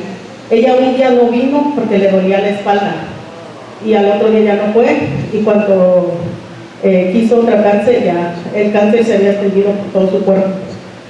Ustedes dirán, ¿por qué piensan que son los pesticidas los que nos afectan? Nosotros somos los que estamos directamente con las plantas, el cilantro al suelo, el repollo, los rábanos, las fresas. Nosotros somos los que los recolectamos desde el suelo. La tierra se mete en las manos, en las uñas. Muchas veces los empleadores no nos dan guantes. Si tú puedes y alcanza de tu bolsa, puedes comprarlo. Si no, no. Tienes que comer a la hora de break, a veces no hay agua para que te laves. Y tienes que comer con las manos así. Comes el químico. Y eso te va afectando con el paso del tiempo. Yo hace 3 años me retiraron la matriz porque me detectaron cáncer. Pero hasta ahorita sigo pagando el bill del hospital. Aún no he terminado de pagarlo. Entonces, esa es una de las razones por qué la comunidad no se atiende, porque muchas personas ahorita que salgo a dar plática con ellos y me dicen, ¿por qué no te cambias de trabajo si sabes que el campo te está haciendo? ¿Por qué no te vas a otro trabajo? ¿Cómo nos vamos a ir a otro trabajo nosotros? Cuando apenas crecimos con solo el mixteco, apenas hablamos el español. ¿Quién de ustedes nos contrataría para darnos un puesto de secretaria o otro puesto más? Nadie. Y como les dije hace rato, ser campesino no es un trabajo de inmigrante, no es un trabajo de avergonzarse, es un trabajo honrado, como cualquier otro trabajo. Como organizadora comunitaria binacional indígena, nosotros educamos y empoderamos a la comunidad campesina. Estos problemas siguen y los seguimos enfrentando día a día. Yo estoy trabajando por un tiempo corto en la organización, quizás para el otro año yo voy a regresar a campo nuevamente. Y quiero seguir aquí a luchar, y por eso es que estoy aquí, porque confío en que juntos podamos hacer un cambio, en que juntos luchemos para que no se apliquen tantas pesticidas para la comunidad, ya que todo eso, cualquier pesticida que sea, muchas veces estamos trabajando y los aviones nos estrellan, las máquinas nos estrellan. Ellos dicen, no, pues este está lejos allá, el aire que trae los químicos, si tú lo respiras, hueles mal. Y así estás, a veces te duele la cabeza. Yo sigo con las secuelas de los químicos. Todos los días me sangra la nariz. De hecho, hoy en la mañana me levanté y me bañé antes de venirlo, pero mi nariz estaba sangrando. Y así muchas de nuestras familias sufren. Y el impacto más grande que estoy mirando ahorita en lo que ando compartiendo la información con la comunidad es ver muchos niños que están haciendo no recuerdo el síndrome que les da, pero son niños como imperativos o niños que no se desarrollan. Yo tengo un sobrinito y voy a hablar de mi familia. Mi sobrino tiene 5 años y actúa como un niño de 3 años o de 2 años. Aún usa pamper. Todas las noches le sangra la nariz, no come. Y si come un día, no come por 2 días, porque su estómago no se lo permite. Y los doctores no saben lo que tienen. Y mi hermana estuvo piscando fresa durante su embarazo. Así como muchas mamás que están allá afuera todos los días trabajando, así estaba mi hermana trabajando cuando se embarazó de mi sobrino. Y no podemos dejar de trabajar hasta que tengamos 8 meses. Es lo que yo sé, yo no tuve ni un hijo aquí, pero mi hermana dijo, ¿por qué no descansaste antes? No, porque no, dijeron que no, la doctora no me quería parar de trabajar hasta que tuviera 8 meses. Solo descansará 4 semanas. Entonces, este es un gran problema que enfrentamos como campesinos y que nadie nos apoya, nadie nos escucha. Hemos ido muchas veces a Sacramento, hemos hecho muchas cosas para querer que nos escuchen. Pero no, nadie nos escucha y estos problemas siguen y van a seguir. Si no nos unimos, no luchamos, nadie nos va a escuchar y esto va a continuar. Yo quizás mañana me muero y pues mi generación sigue. Yo no digo que mis nietos, mis nietecitos van a ser pescadores de fresa de cilantro. Pero ¿qué tal si? Nadie sabe en un futuro. Pudiera hacer que quizás no sea bueno para el estudio y van a terminar en el campo. Como les dije, ser campesino no es humano, es un trabajo honrado. Y yo soy muy orgullosa de ser una campesina, me gusta el trabajo del campo. Puedes desde ver cómo se planta una planta, desde que crece, desde que cosechas, es un trabajo hermoso. Entonces, muchos de nosotros amamos nuestro trabajo, amamos lo que hacemos. Mi familia, todos son campesinos, todos trabajan en la mora, en la fresa, en la blueberry, en el aguacate, en la naranja. Toda mi familia son campesinas. Solo pedimos protección, que se regularice las pesticidas que aplican, que ya no les afecte a tantos, y más las mamás que están ahorita trabajando y que están embarazadas. Muchas gracias, quizás exageré mucho y hablé mucho tiempo. Muchas gracias.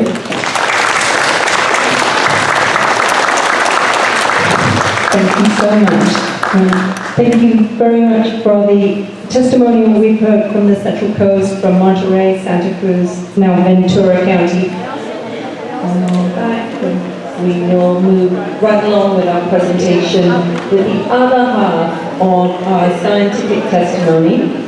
And this half will be delivered by our wonderful ally and friend, Dr. Elva Picciotto, who I might get your title a little bit wrong, but let's see how we do. I think you're the Director of the Environmental Health Sciences Center at UC Davis. All right, well, thank you very much for inviting me to this tribunal. I think this is an incredibly important step that you've taken with this event, and I'm glad to be here with you from a scientific point of view. This is not the first slide. What happened? Okay, here's the first slide. Okay. So, insecticides are one of the types of pesticides, and that's the one I'm going to be focusing primarily on, but there are fungicides and rodenticides and other kinds of pesticides, depending on what pest you're trying to control. And the greatest use of insecticides is in agriculture, not home use and not any of the other, not golf courses or whatever. So that's where people are exposed, and of course there's many ways that pesticides can be applied, and one's photos here. But I think one of the really important take-homes that I want to leave you with is that, and this is in the words of Rachel Carson, who wrote Silent Spring about 60 years ago, and said that insecticides should not be called that, they should be called biocides, because although the people using them may be thinking that that's all they're doing is killing some bugs, but they are doing harm to many other species, and in fact, in the case when she was writing, it really had to do with DDT and its effects on birds as well as poisoning fish.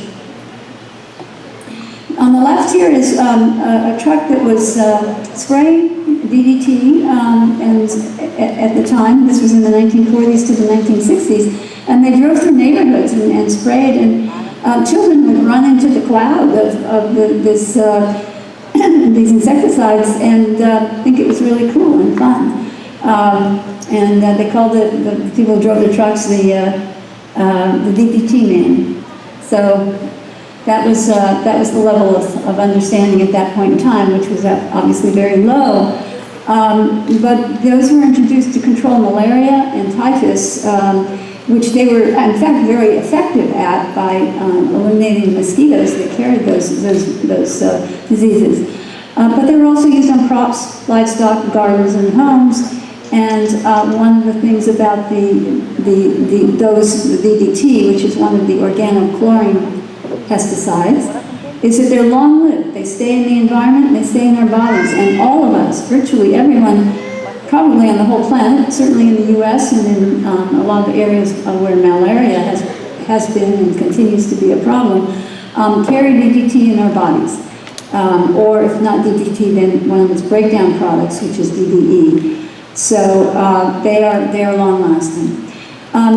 The second class of insecticides is the organophosphates, and those were originally designed as chemical warfare agents during World War I. Now, they were never used for that purpose, not in any war actually, World War I or otherwise.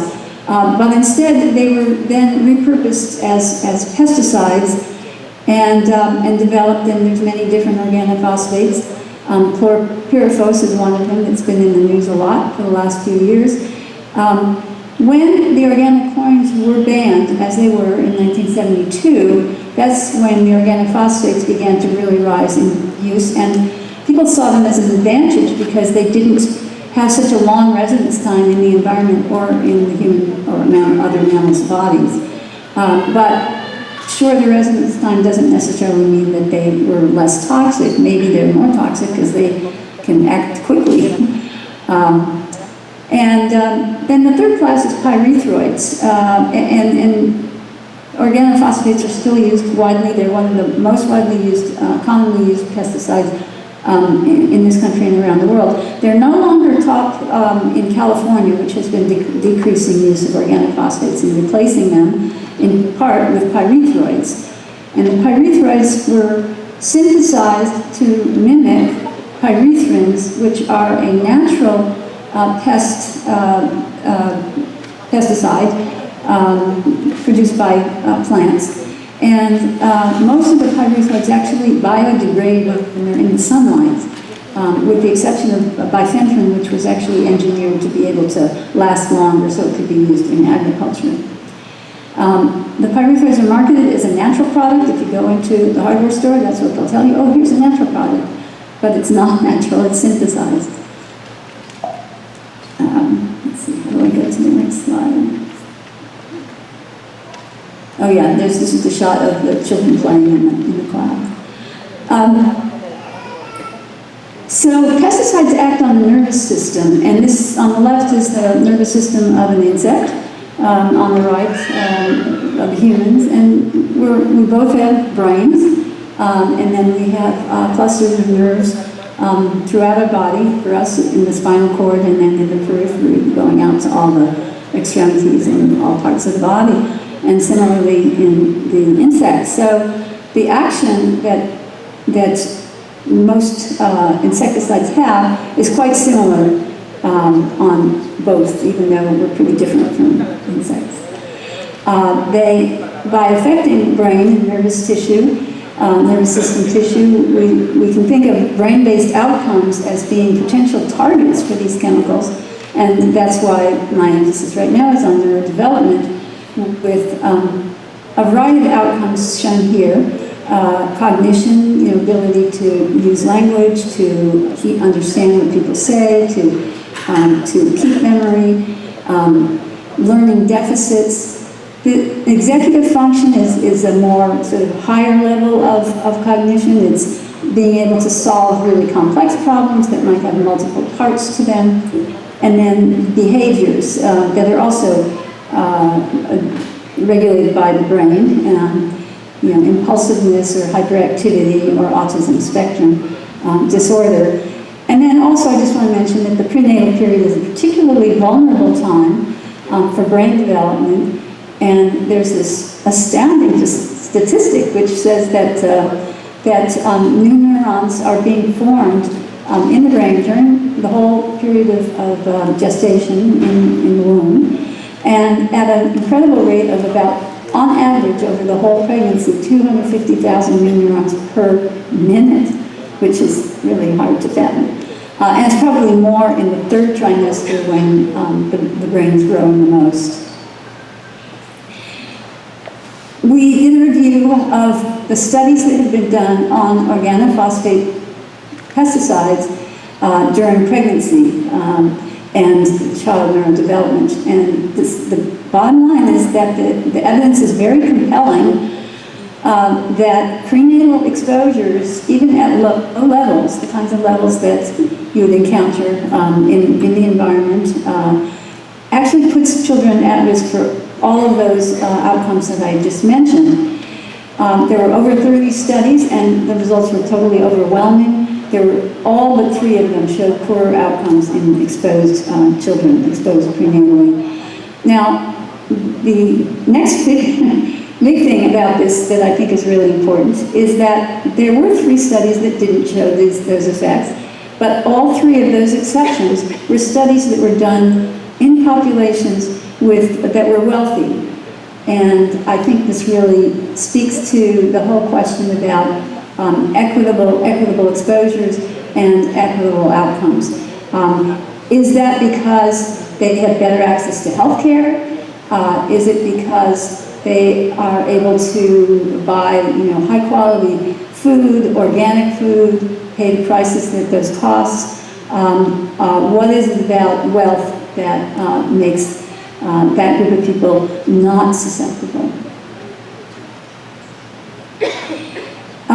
This is about the pesticide use report system that California has, which is an amazing resource for research.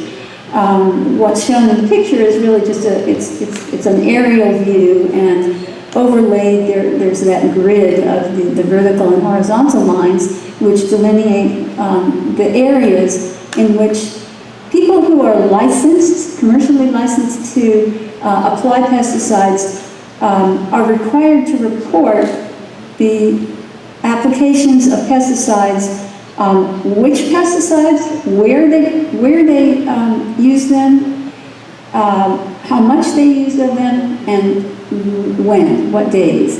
And this is the kind of data that comes from there, which is that they'll know what was used within this square mile here, or this one, at any particular day, and then we are able to link a person's address who participates in the study and be able to say, okay, in this particular case, this is one mile, this is the 1 mile, and so this would be a 1 mile radius around the whole circle. And so you can then say, okay, well, who was exposed to high pesticides and lower or no pesticides? And we looked at the organophosphates and the pyrethroids and did that linkage of the PUR data to the people who participated in our studies and where they lived. And this is kind of complicated, but I'll just talk you through it really quickly, just to say that this is the 3rd trimester, 2nd, 1st, and so forth. There are 2 rows here. This one is all pyrethroids, and then the upper one is the organophosphates. And these little bars here are above the line that would say there's no effect. So this is the 3rd trimester exposures of those 2 categories, and they're associated with an increased risk for autism spectrum disorder. And then this one is a little is also elevated risk, even higher than these ones. This is actually the line for 3-fold higher risk, and you can see that's what we're seeing for chlorpyrifos. And then the last one was for the pyrethroids with preconception exposure, that these risks are elevated above the no effect line. We're not the only ones who've used that, and I'll go, this slide is just to say, the three different types of pesticides I've talked to you about are sort of this vicious cycle that it's discovered that there's a problem with one of them, and then we find another toxic chemical, and we use that for a while, and then we find out, well, that's not so safe anymore either, and so then we come up with other ones. We being, not me, but the chemical industry and ag. So this is a vicious cycle we have to get out of. You're not going to find that kind of a chemical that's not going to affect people and a lot of other animals besides what you're trying to get rid of. This is a slide just about the PUR and how it is valid, and there have been people who've said, well, those kind of data are just, we can't really believe them because it's just, you're just talking about what's been applied. That doesn't mean people are really exposed. This was a validation. It was a study actually done by people in the state, in some of the scientists who work for the state of California, who compared the amounts that were applied, which are the black dots, in each week, and this is a study that went all the way from January to December. It was a one-year study, and each line and each dot is from 1 week. And you can see how closely the applications in the black dots correspond to the bars that represent what they measured in the air near where those pesticides have been. So it completely validates that the PUR is telling us what is being applied and what is being in the air. If it's in the air, people are breathing it. Another use of the PUR, and this is my last slide. So we will continue on with our community testimony. As I said, we heard from the Central Coast. We'd love to hear now from the San Joaquin Valley, starting in Kern. Is our organizer Bianca here in the room? Hi, good afternoon. My name is Bianca Santoyo. I'm a community organizer for Center Race, Poverty, and the Environment. Also, part of the steering committee for 617, which is a bill in the area of our communities, in Shafter and Irvine, Vermont. And here we have representatives from our communities that are part of this process, and also big leaders in our community and voices that need to be heard. As I mentioned, being part of the 617, which is a bill created from Cristina Garcia to reduce air emissions in communities that are burdened, like Irvine and Lamont and Shafter and other communities.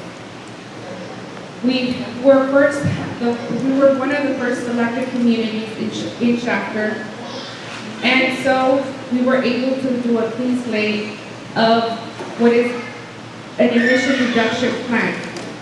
And with that, residents knew at the beginning of the whole process that pesticide was one of the top contenders in this contaminated area.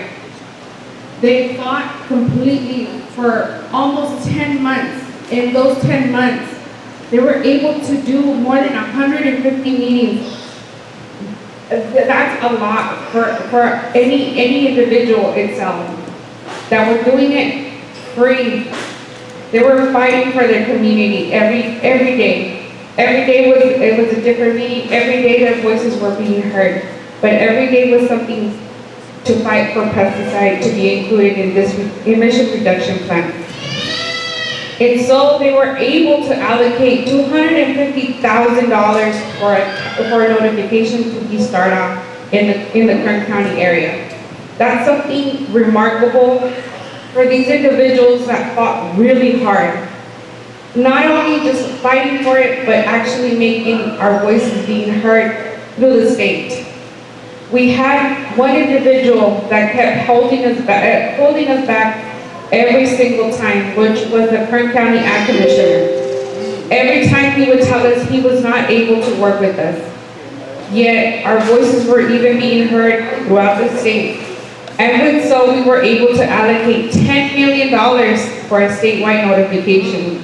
That is something remarkable for these leaders in our community to do. It's amazing that voices that were oppressed for many years are now being heard. Now, we are still battling the same battles, we're still fighting the same battles, but yet our voices are now being heard. We really want this to be happening in our community as a pilot, but yet that same individual that oppressed us now has to work with us, now has to listen to us. And as we see it as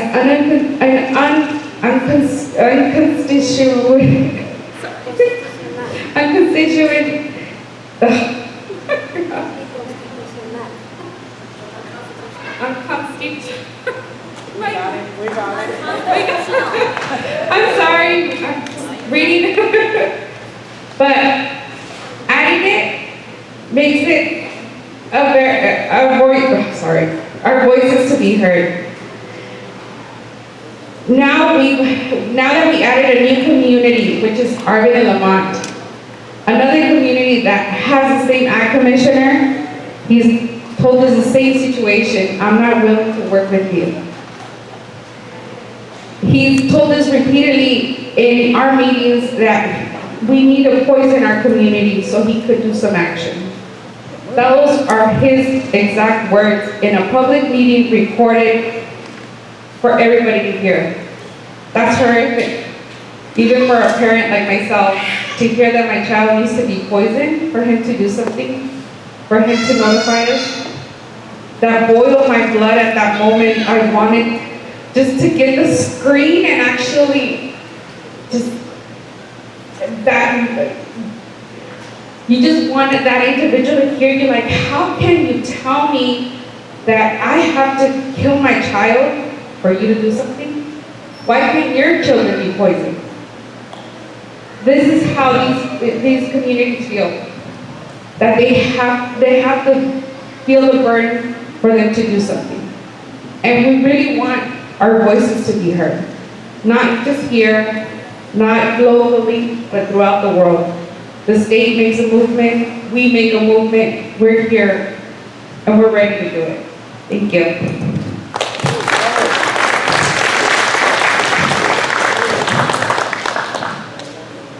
Buenas tardes, gracias por atendernos y estar aquí con nosotros.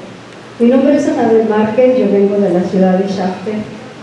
He oído las enfermedades que dicen que sí existen, pero yo soy una persona que vive con las personas que están enfermas. Yo cuido personas incapacitadas, enfermas, de cáncer, de asma, de lo que se enferme la persona.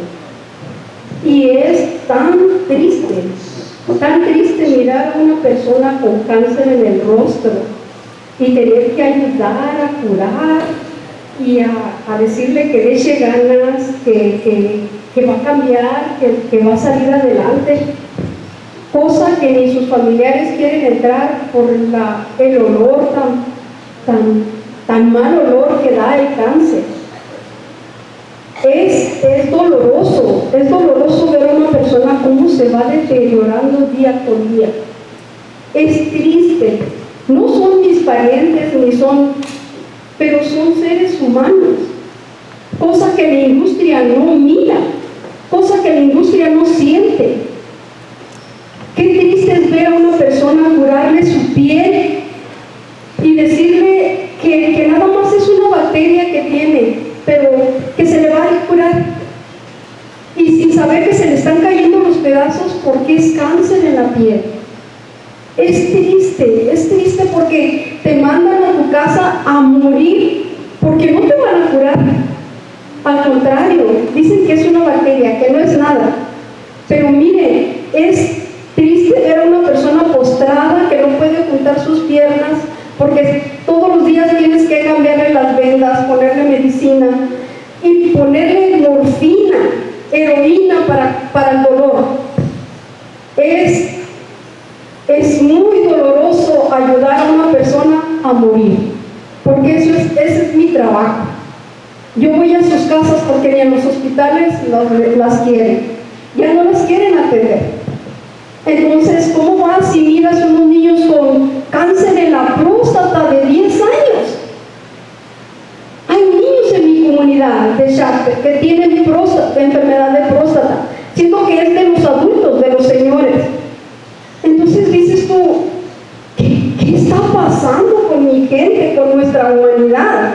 ¿Por qué las industrias no miran el dolor? ¿Ya no contamos como seres humanos? ¿Ya somos cualquier cosa? ¿No hay ese sentimiento de humanidad? ¿Cómo decirle a una persona, échale ganas, no te mortifiques, vas a salir adelante? Y al día siguiente llegar y volverla a ver con la cara deprimida, que a veces no te quiere ni contestar. Y tener que ayudarla a limpiarse, a bañarse, a ayudarla a sobrevivir, porque es lo que yo hago. Es triste porque no es nomás contar el cáncer, a vivir el cáncer con la persona. No es lo mismo. No es lo mismo ver un niño que se está ahogando de asma, como un pescadito en la pecera, que si lo sacas se empieza a ahogar. Porque no puedes, llamas a los paramédicos y todo, y te preguntan todo lo que le das y todo lo que tiene, pero no te dicen, mira, llévalo aquí y va a aliviarse, porque ya no hay cura para todas las enfermedades. Entonces, ¿cómo le dices a esa persona que le refleja la calavera en su rostro? Porque, señores, se les ve la calavera en su rostro cuando ya les quedan pocos días de vida. A mí me ha tocado ver eso. ¿Y qué hago? Solo pedirle a Dios, Dios mío, dame fuerzas, ayúdame a venir mañana y a pensar que esta persona va a estar aquí todavía. Es doloroso. Es doloroso. Yo sé que las enfermas ayudan a personas en hospitales, pero más doloroso es cuando ya te mandan a tu casa que ya no tienes cura. Eso sí es bien doloroso. ¿Cómo le dices a esa persona que no es una bacteria, que es cáncer? Señores, hay muchos tipos de cáncer. Hay cáncer en la sangre, hay cáncer en el hígado, hay cáncer en tantas partes del cuerpo. Mire, yo cuidé a una señora con diálisis en Huasco. Ella estaba tan ilusionada porque su hijo le iba a dar un riñón para salvarse. Fueron a Los Ángeles, gastaron, y el muchacho joven, como de 28 años, que le iba a dar un riñón a su mamá para que ya no sufriera de cáncer, porque ya había perdido a su papá, que trabajaba en el ajo. Entonces, el papá murió en sus brazos de ese muchacho. Me decía, doña Anabel, ayúdeme a cuidar a mi mamá. Doña Anabel, ayúdeme. Él trabaja de policía, de security en una cárcel. Un día en la mañana me dijo, vamos a ir a Los Ángeles, doña Anabel, porque mi mamá ya le voy a dar el cáncer, ya le voy a dar su riñón para que no le pegue el cáncer en sus riñones. Oh, qué bien, le dije, qué bien, Pedrito, qué bueno que vas a llevar a tu mamá. Cuando llegaron a Los Ángeles y al muchacho le hicieron el estudio para donar ese riñón, no pudo donarle el riñón, porque le había pegado fiebre del valle y se le había acumulado en el riñón y no se le desarrolló. Entonces nomás tenía un cáncer, un riñón. No le pudo dar el riñón a su mamá. Dice doña Anabel, yo quería salvar a mi mamá, yo la quería salvar, le quería darle el riñón. Y no puedo. A los 8 meses, yo ya ese día no trabajé, me tocaba descanso, me habló como a las 6 de la mañana. Doña Anabel, venga por favor, venga porque mi mamá la tengo en mis brazos, venga, ayúdeme. Ya llamé a los paramédicos. Nos fuimos. A los 20 minutos la señora falleció. ¿Cómo yo le iba a dar ánimos a ese muchacho? Mira, no te preocupes, ella no vive en Huasco, se fue de ahí. Dijo, ya perdí a mi padre, perdí a mi madre, y ahora, ¿qué va a pasar conmigo? Ella no quería ni estar en esa casa. Y hay tantos testimonios que nosotros como seres humanos, como parientes, queremos ayudar a nuestros semejantes a salir adelante, a que tengan vida. Pero esto no es vida, señores. Esto es muerte segura lentamente. Porque con todos esos pesticidas nos estamos muriendo minuto a minuto. Tierra buena no hay, aire bueno no hay, agua buena no hay.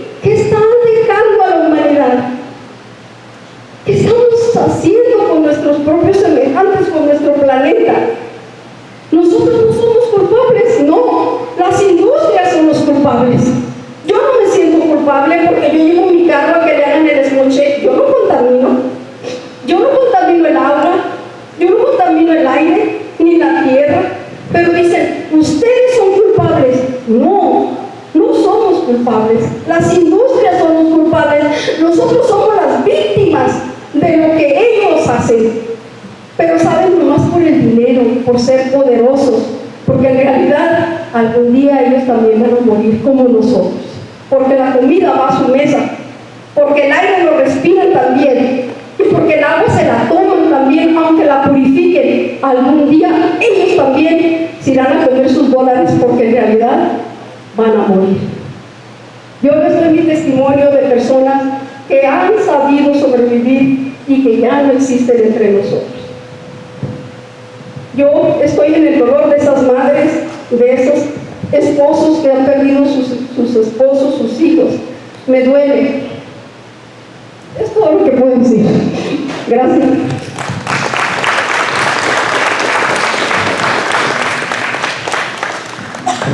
Thank you so much for the moving testimony. And with our final section of community testimony, we're going to go to Fresno, followed by Tulare, Rocio, and then Angel with community members. Good afternoon to all of you. My name is Rocio. I work with California for Pesticide Reform. I have the honor of working with these very brave people in the smallest of unincorporated communities that you can imagine. Even if they had insurance, which they don't sometimes, they can't get to the locations where these cancer centers or other treatment centers are. If you look around in the room, just picture, instead of these white walls, picture green. They live in small communities where anywhere they look, there's agriculture, there's trees, there's dust, pesticides, fumigants, cancer-causing fumigants. I have the honor of having Blanca Gomez from Cantua Creek, and then CCDJ staff, Eugenia Gonzalez, that lives in Parlier. You can reference the map that we have here. All of the red is bad. All of the red is millions of bad things that we have. When I looked at this map, I said, goodness, where's the non-red? We don't have glass walls that protect all of you, or even the people getting rich off of this. We do not have glass walls to protect them or our children from these bad things. The science is there, and I will give you these testimonies that are happening now, today, in recent years, not in the 80s, not 10 years ago, today. Blanca? Buenas tardes, mi nombre es Blanca Gómez. Vengo de la comunidad de Cantua Creek. Es una comunidad chiquita donde estamos rodeados de almendras y pistachos. Casi todo el año estamos rodeados de pesticidas. Por favor, les pido que nos notifiquen porque sufrimos de asma, problemas de los ojos, de la piel. La mayoría de la gente tiene asma. Hemos tenido ya varios vecinos que han muerto de cáncer. Por favor, pedimos que nos notifiquen porque cuando pasa el avión está haciendo aire y el aire borrosea. Así es de que los carros todo amanece rociado de los pesticidas. En mi casa tengo cooler. A la hora que el avión está echando el pesticida, todo el aire lo absorbe para adentro. No tiene caso que yo esté adentro y el avión esté afuera echando el pesticida si yo adentro lo estamos respirando. Mi casa somos 4 y 3 tenemos asma. Por favor, les pido que nos notifiquen. Gracias.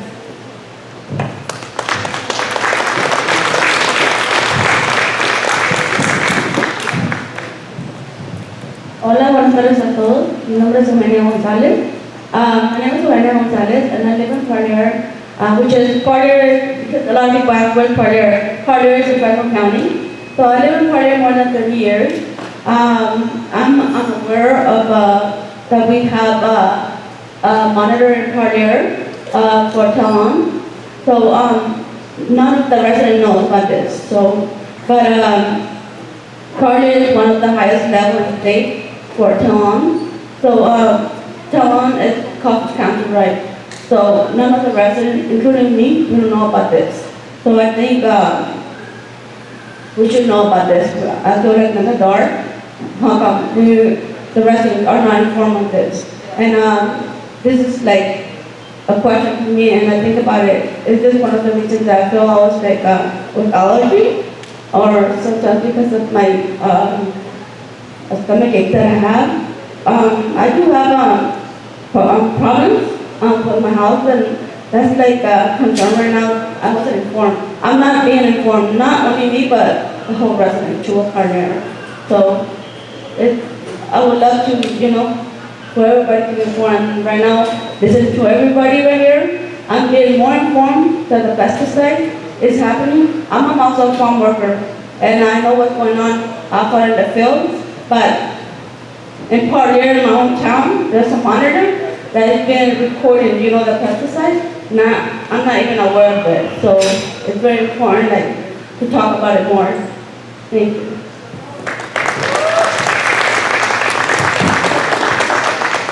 Buenas tardes. Mi nombre es María Dolores Díaz.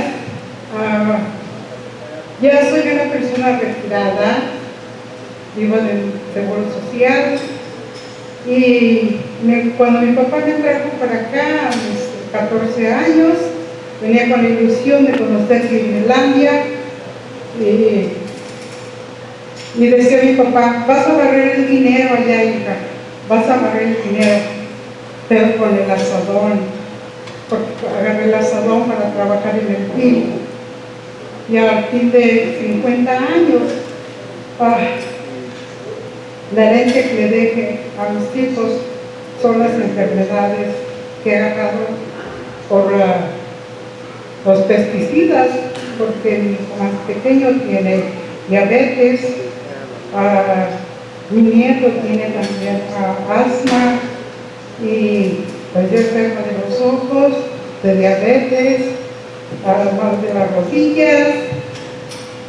Pero aquí estoy viva apoyándolos a todos ustedes y me da mucho gusto que estemos aquí dando sus testimonios, y se va uno con tristeza de ver todas las enfermedades que no solamente como yo a mi edad que las llevo, pero los pequeños que a veces no sabemos cómo protegernos, cómo cubrirnos, y de todos modos, aunque nos tapemos como ahorita con el COVID, que traigamos máscara, y todos a veces nos enfermamos.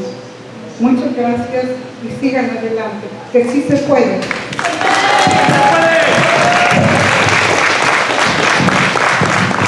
Thank you. Let's give them now a big round of applause, please. Welcome.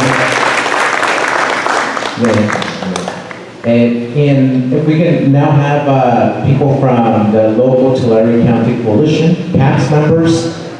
This is just a small glimpse of the overall coalition and those that were able to make it to today's tribunal. Before we have some of the members, I want to let judges know that the testimonies of what has been heard and what we're about to hear are the lived experiences of community members, farm workers from different parts of the state, and have and those are just, again, it's just a glimpse of the reality that they face every day. So without further ado, I'd like to introduce our first speaker for Tulare, Wilfredo Amana.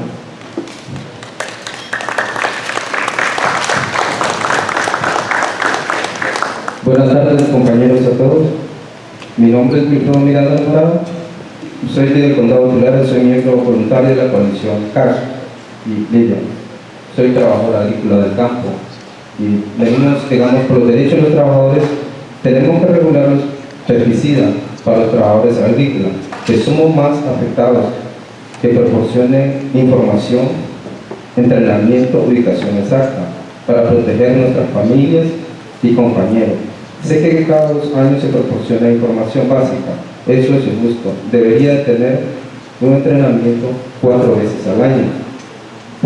Por eso tienen que poner, dice, rótulos como señal de peligro en áreas más afectadas de pesticidas. herbicida, fungicida, es un riesgo para la salud humana, digamos que contamina todo el medio ambiente.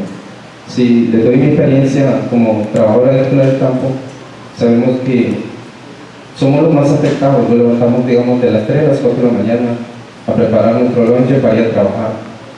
Y me ha tocado estar trabajando en el área del campo y al lado están sprayando. A veces 2 días, 3 días, y siempre la máquina anda sprayando y el mayordomo contratista no dice nada. Y los compañeros, a la siguiente semana todos nos enfermamos de enfermedades respiratorias. Estamos enfermos, irritación en la vista roja. Y no nos dan, digamos, cómo protegerlos de las enfermedades del pesticida, sino solo dan la clase como quieren el trabajo. Y me tocó enfermarme, ir al hospital, digamos, a la clínica, y me atendieron, miraron mi enfermedad, me dijeron, no te podemos atender porque no tenemos seguro bueno.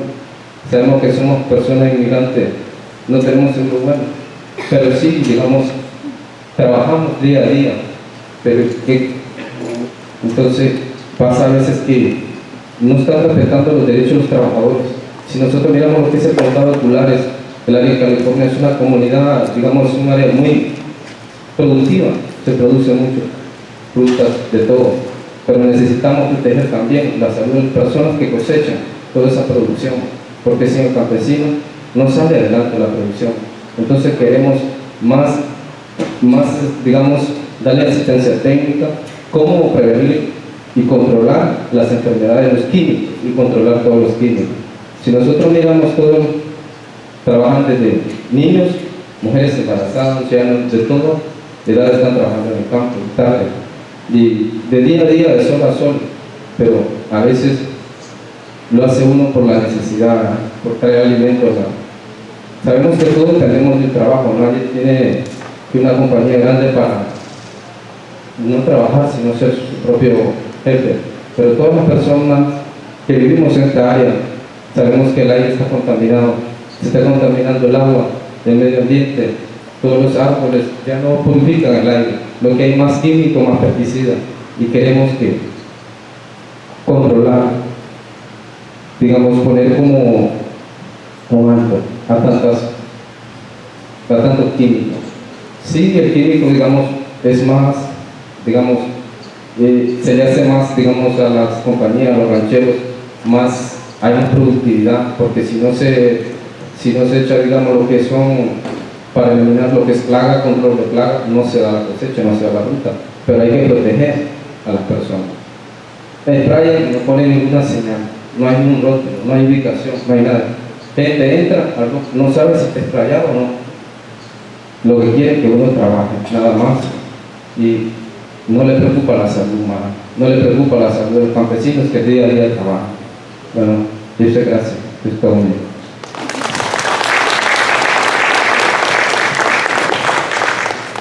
Mi nombre es Azucena Jiménez y soy miembro voluntario de la Comisión CATS del Condado de Tulare. Estamos aquí para apoyar sobre los pesticidas, ya que en nuestra comunidad se usa mucho los químicos y nos está causando mucho daño a los niños en la escuela, a nosotros que trabajamos en el campo especialmente. Hay un químico que se llama 1,3-B que está causando cáncer a las personas a largo plazo, y pues nos preocupa el futuro de nuestros hijos, nietos y demás generaciones en el futuro, ya que sprayan los químicos sin dar un aviso para así nosotros alejarnos en ese momento. Es por eso que exigimos nos den una ubicación exacta donde estén sprayando. Los niños están bien en las escuelas y de repente se empiezan a sentir mal de dolores de cabeza, dolores de estómago, ganas de vomitar o alergias. Y es por eso, por los químicos. Los llevamos al doctor y ellos dicen, es por el lugar que vivimos, porque el aire está contaminado. Especialmente a mí, yo he tenido experiencia con los químicos cuando estamos cortando las uvas. Después de 2-3 horas de estar trabajando, los ojos se me empiezan a irritar y a dar mucha comezón. Y así todo el día. Yo tengo que estar usando gotas para los ojos, para que se me quite la irritación, la comezón en los ojos. Años para atrás he ido a cortar también mandarinas, y un año que yo fui, de verdad yo sentí que los químicos me hicieron mucha alergia. Yo me llené de granitos toda la cara, y era una comezón que no podía soportar. Yo tenía que rascarme y entonces yo paré de ir a trabajar y me fui al doctor y dijo, oh no, es que es alergia, tienes alergia. Y ya nomás me recetó unas pomadas y unas pastillas, cosa que tampoco me hizo bien. Y pues nada, lo único que hice es dejar de ir a trabajar a cortar las mandarinas, porque yo sentí que eran los químicos que tenía. Los arbolitos donde estábamos cortando las mandarinas estaban blancos, llenos de no sé qué les traían. Y eso fue lo que a mí me estaba causando daño. Y así estuve casi como por un año, hasta que por fin, poco a poco se me fue desapareciendo. Eso y muchas cosas más causan los químicos. También tengo experiencia de unos sobrinos, también que porque mis hermanas pues han trabajado también en el campo, mis sobrinos han salido con hiperactividad. Entonces, pues de primero dicen, oh no, tu niño es travieso o lo que sea, pero ya después mi hermana se está dando cuenta que ya era demasiado. Entonces lo estuvo llevando al doctor, lo mandaron a otro lugar y eso. Pues le diagnosticaron eso, hiperactividad, hasta el grado que llegaron a darle medicamento para poder controlarlo. Porque el niño en la escuela nomás de repente tiraba los juguetes a los demás, o se ponía a hacer berrinches en el suelo, o estar brincando sobre los muebles, o pegarle a los compañeritos. Entonces era una cosa con la que mi hermana estaba batallando seguido. A veces a mí me tocaba ir a traerlo a la escuela, porque dicen, oh, tiene que venir con sus sobrinos, si puede usted o su madre, porque al niño ya no lo soportamos aquí, al niño ya no está insoportable, tiene que llevarlo a su casa. Pero eso no es normal, eso es a causa de los pesticidas.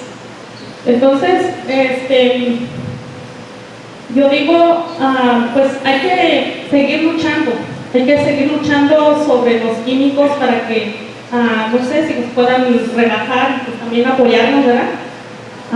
Todos tenemos que apoyarnos a que nos apoyen también, y que también los químicos pues nos están haciendo mucho daño. Y pues esa es mi experiencia. Y pues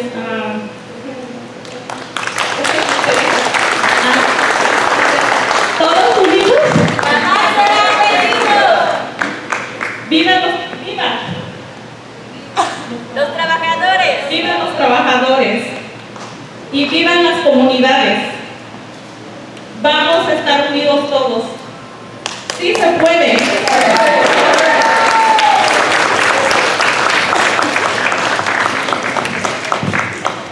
Thank you so much. We've heard a lot of powerful local testimony from all across the state. Thank you so much, Tulare and TC-CAPS members. Judges, I would like to see if you would like time to make a comment, ask a question, share your reflections before we move on to our next speaker. I've just noticed in all the speakers here, it looks like there's just one or a couple of ethnicities, all Latino or indigenous, and I'm just wondering if there are other races that are engaged in this. I think if more of the white population was involved, there may be change faster. From my notes, it's become clear to me that the state, once again, is guilty of its crimes against its own residents. This isn't the first time that this has happened. The state has a history of this. And it's time for it to stop. It's time for people to take action. It's time for the state to step up and do what's right and serve the residents of this of this region. It's not just a statewide issue, it seems either. It seems it might be national. It seems it might be coming from the international as well. It's clear that 3D K-loan is dangerous. It's been banned in other countries, it needs to be banned here. It's very simple. Once upon a time, DDT, as we've seen in earlier presentations, was accepted. It's now banned. But its effects still remain with us today. I have other notes and other things that I've said here, I'll save them for the end.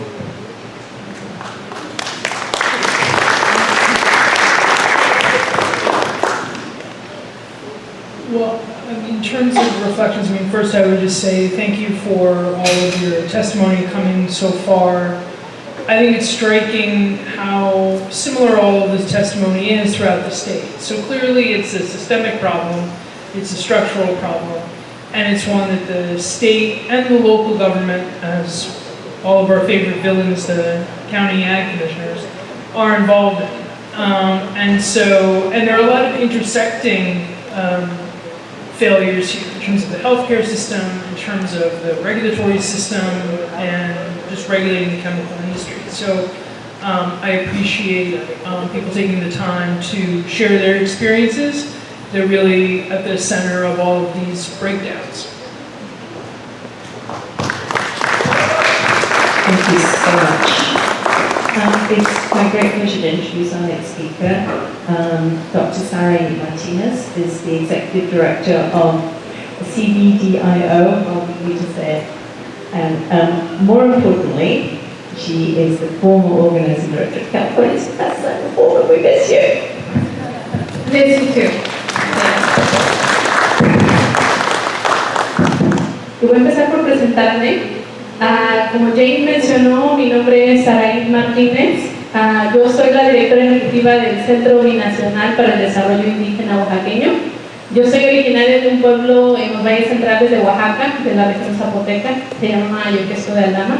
Y yo llegué aquí a los 16 años. Mis papás hasta ahorita son trabajadores en la agricultura, en el campo, en los valles de Salinas. Y ahorita yo estoy viviendo aquí en el condado de Fresno, más que nada trabajando con la organización. Su Centro Binacional, ¿qué es el Centro Binacional? Nosotros somos una organización comunitaria que fue fundada en el 2093. Este año vamos a cumplir 30 años. Todos están invitados a nuestra celebración. Y nuestra meta es en realidad trabajar por el bienestar de nuestras comunidades y trabajar para el desarrollo económico-social de las comunidades indígenas en California. Una presentación, y la verdad es muy difícil venir y estar aquí enfrente de ustedes cuando en realidad los expertos de lo que está pasando son ustedes, ¿no? Ya vieron su testimonio y creo que me ha tocado verlo cuando platico con mis padres, cómo me cuentan las historias, lo mismo que ustedes contaron de lo que está pasando en nuestra comunidad. Y mi presentación ahorita es como agregar otro nivel de complejidad o de problemáticas dentro de las comunidades cuando hablamos de la comunidad indígena. La comunidad indígena ha sido no solamente discriminada y ha enfrentado racismo dentro de nuestras comunidades en México, pero también aquí en los Estados Unidos. Cuando muchos de nuestras comunidades vienen, si no hablan la lengua español, se ven ya mucho más afectados por no tener acceso a la información que otras personas tienen, ¿no?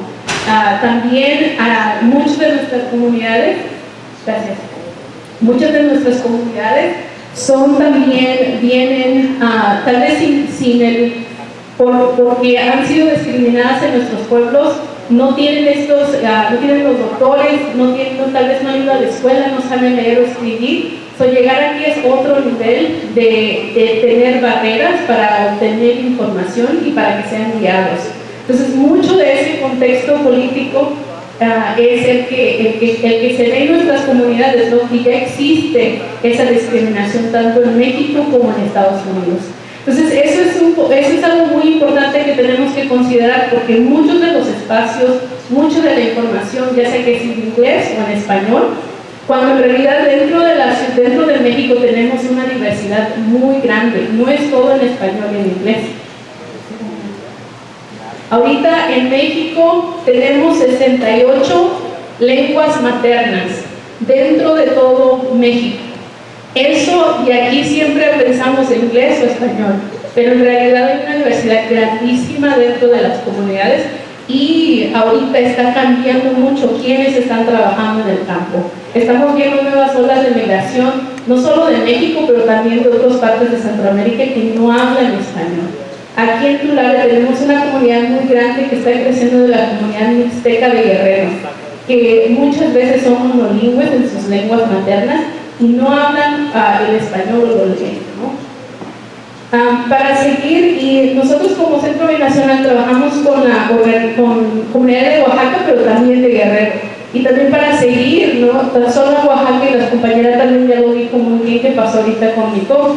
Tenemos 16 lenguas en solo Oaxaca, con muchos variantes, y quiero enfatizar esto porque no son dialectos, ¿no? Nosotros estamos reclamando ese derecho de reclamar nuestras lenguas y no decir son dialectos, son lenguas maternas tan complejas como el inglés y el español. Entonces también, y creo que estoy mostrando esto un poquito porque creo que es muy importante que como comunidad, pero específicamente como agencia, podamos tener esta idea de que no es solamente pues traes un intérprete mixteco y ya la hicimos, ¿no? Hay muchas más variantes, se tiene que conocer la comunidad con la que se trabaja para poder en realidad poder dar esa información a la comunidad. Y creo que nada más, un poquito nada más de esto, creo que ya lo mencioné, pero en realidad hay un hueco muy grande de poder llenar cuando se habla de la comunidad indígena. Muchos cuando nos ven nos dicen, pues tú eres mexicano o eres latino, pero en realidad no se colecta quiénes somos en muchas de las formas que existen, y por muchos años nuestra comunidad no ha sido contada, y la verdad es que ahorita se pueden estimar, pero en realidad no hay un sistema que nos ayude a documentar la presencia de nuestras comunidades en Estados Unidos, y por muchos años hemos trabajado también en campañas para que se reconozca y nos contemos y no seamos invisibles dentro del censo, pero ahorita los datos más recientes que tenemos son del 2009, donde dice que tenemos aproximadamente 168,000 personas la comunidad indígena que trabajan en los campos, pero esa información ya está muy vieja y en realidad no es correcta, ¿no? Y creo que quería enseñar estas dos tablitas, pero nada más para otra vez mostrarles el contexto, ¿no? Dentro de la migración de México, la migración de las comunidades indígenas ha sido empujada por política dentro de México, que nos ha empujado a viajar por los tratados de libre comercio, por las políticas de economía que empujan a nuestras comunidades, pero a la vez una de las cosas que siempre también decimos, no es coincidencia que la comunidad trabaje en los campos. Nosotros como comunidades indígenas tenemos esa relación con la tierra, sabemos cómo cuidarla y por eso trabajamos en los campos. Pero aquí en Estados Unidos y también en México se ha visto el trabajo del campo como algo menos, como algo que haces porque no fuiste a la escuela, pero en realidad son conocimientos milenarios que tenemos, pero no se están respetando ni se están pagando como tienen que ser. Entonces, ahorita con los cambios climáticos, con tanto uso de pesticidas, la única solución que tenemos es regresar a cómo nosotros sabemos cuidar la tierra y plantar. Pero eso todavía no lo ven las políticas, no lo están viendo, pero en realidad tenemos que alejarnos del uso de pesticidas, no solo por la salud humana, pero también de nuestra tierra, porque en realidad ya no es fértil. Ya saben ustedes como trabajadores que la tierra también tiene que descansar en nuestros pueblos, ¿no? No se planta todos los años, se tiene que rotar, tiene que descansar la tierra y eso no está pasando. Podemos ir, y también además están aquí en el Valle Central tenemos la segunda, creo que ya que estos otra vez son del 2009, pero ya está cambiando, tenemos más trabajadores del campo que trabajan en todo el Valle Central que en la costa. Y creo que nada más, tampoco quiero aburrirlos con esto, pero porque ya son cosas que ya lo saben, pero sí sabemos también que muchas del impacto de los pesticidas en la comunidad es que impacta más a los trabajadores del campo que a los que trabajan en ciudad o que no trabajan en el campo. Al igual que y creo que ya lo mencionaron varias veces, los pesticidas tienen impactos inmediatos y también a largo plazo. Y desafortunadamente muchos de nuestra comunidad no solamente trabajan en el campo, pero viven cerca de los campos, sus hijos van a la escuela cerca de los campos, juegan los niños en los parques cerca de los campos, todo el tiempo rodeados de pesticidas. Y creo que los estudios que se han visto es el impacto solamente de los pesticidas a largo plazo no se tiene tanto que puede afectar al futuro y también pasando las generaciones. Cuando se hacen estudios de un pesticida, el impacto de un pesticida, pero no qué está pasando cuando se juntan muchos pesticidas en el impacto de la salud. Entonces, eso también, y también muchas de estas enfermedades son nuevas para las comunidades indígenas. En nuestros pueblos no se oían de estas enfermedades hasta que estamos aquí, y tal vez había, pero muy poco, y ahora se está viendo mucho más ese impacto en las comunidades. Y la otra cosa también que está el último punto es de que como trabajadores muchas veces, y precisamente lo estábamos hablando con nuestros compañeros, muchos migrantes recientes, tal vez son muchos migrantes recientes que son que están llegando de México, no saben cómo esas reglas de cómo protegerse, de lavar tu ropa, de todos esos cuidados. Entonces hay mucha información que desafortunadamente los que tienen que protegernos o los que tienen que ver las regulaciones de pesticidas no están dando esa información, y pues desafortunadamente o afortunadamente estamos nosotros para hacerlo, pero no es suficiente y usualmente siempre se hace en español. Y algo también que salió recientemente en el estudio que se hizo con Mayusi Merced, que a pesar de que no se hizo no se relacionó, pero algo que me pareció muy interesante fue que ver que el 24% de las mujeres que entrevistaron en este estudio de la Universidad de Merced de más de 1,200 trabajadores, dijeron que el 24% de mujeres reportaron que no tenían periodos regulares, 8% de las mujeres dijeron que tenían problemas de fertilidad, como todos estos problemas que están teniendo personas las mujeres, que a pesar de otra vez el estudio no hizo esa relación directa, pero ¿por qué está pasando esto en nuestras comunidades? ¿Por qué estamos sufriendo de enfermedades que no veíamos antes, ¿no? Entonces creo que tenemos que seguir viendo qué es lo que está pasando y cómo nos seguimos protegiendo. Y la última parte de la presentación, que creo que ya lo han dicho todos muy elocuentemente, muy bien, es el racismo que existe dentro de nuestras comunidades. Algo que no sabemos qué está pasando también, y que me gustaría recalcar, que tenemos agencias del Estado que tienen que estar protegiéndonos y no los están haciendo. Y creo que ahí es donde se ve la responsabilidad y la falla que está teniendo el Estado y el Departamento de Pesticidas y el Comisionado de Agricultura, que ya lo mencionaron. Hay una campaña muy grande que se logró hace unos años, que es que cancelaron el uso de clorpyrifos, que es un organofosfato que se siguen usando otros organofosfatos en California, y esos son muy malos para el desarrollo de los niños, para el desarrollo, para que pueda impactar a mujeres embarazadas. Y ahorita creo que lo que muchos de ustedes en todo el estado están peleando es que el Departamento de Pesticidas está ignorando la misma ciencia que otras agencias le están dando, donde hay científicos.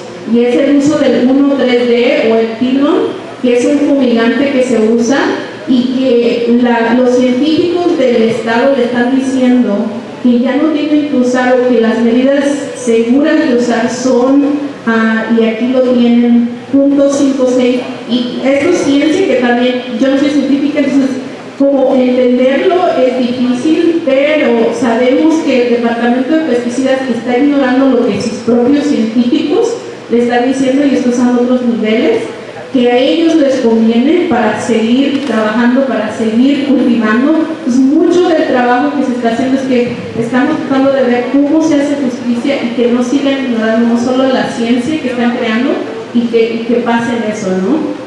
Y la otra también es la falta de enforzamiento. No hay entrenamientos para los trabajadores del campo de su idioma, no hay entrenamientos y se respeta tampoco de que si está un sign de que se aplicó el pesticida de no entrar, se sigue entrando, se sigue violando esas leyes.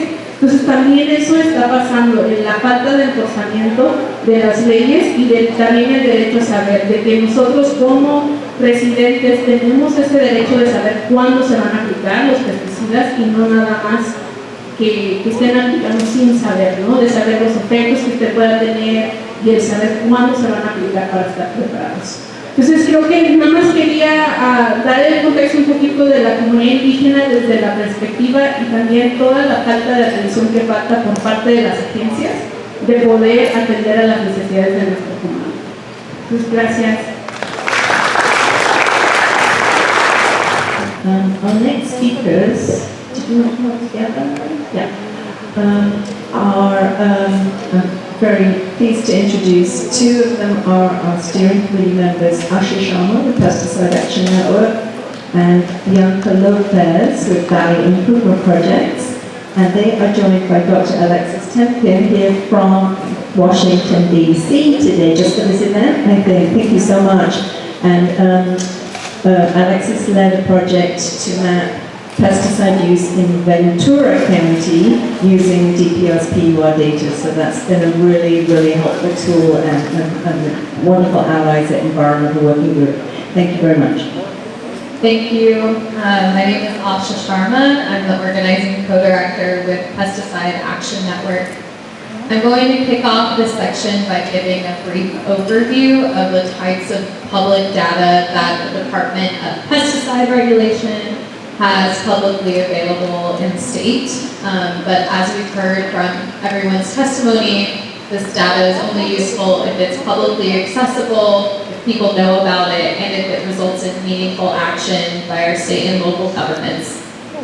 So DPR, the Department of Pesticide Regulation, posts data on pesticide use, enforcement, pesticide illness, air monitoring, information about pesticide products, among other databases. This public data has been useful in creating tools and reports that help lead to policy change. Examples include the Cal Virus Screen, which is a mapping tool that helps ID Californian communities that are the most affected by pollution, Tracking California, which is a pesticide mapping tool, and EWG's data visualization tool that we'll hear about shortly. Pesticide use reports were used for the Department of Public Health and Public Institute's Schools and Pesticide Report that helped lead to school buffer zones. This data has been also particularly useful in revealing the racial disparities of who is the most impacted by pesticide exposure. However, there are significant issues with accessibility of DPR's data that have led to significant limits in its utility, as you'll hear from my colleagues. For instance, data is often posted years after it's collected. For instance, the latest pesticide use report data is currently from 2021, and the latest pesticide illness data is from 2018. DPR just released 3 years of air monitoring data this summer for 2020, 2021, and 2022. DPR's reports can also be misleading in how they're presented. For instance, the 2022 air monitoring report states that 21 of the chemicals monitored weren't detected, but doesn't disclose that 6 of these chemicals, or 30% of them, are not registered in California, and therefore, of course, they should not be detected.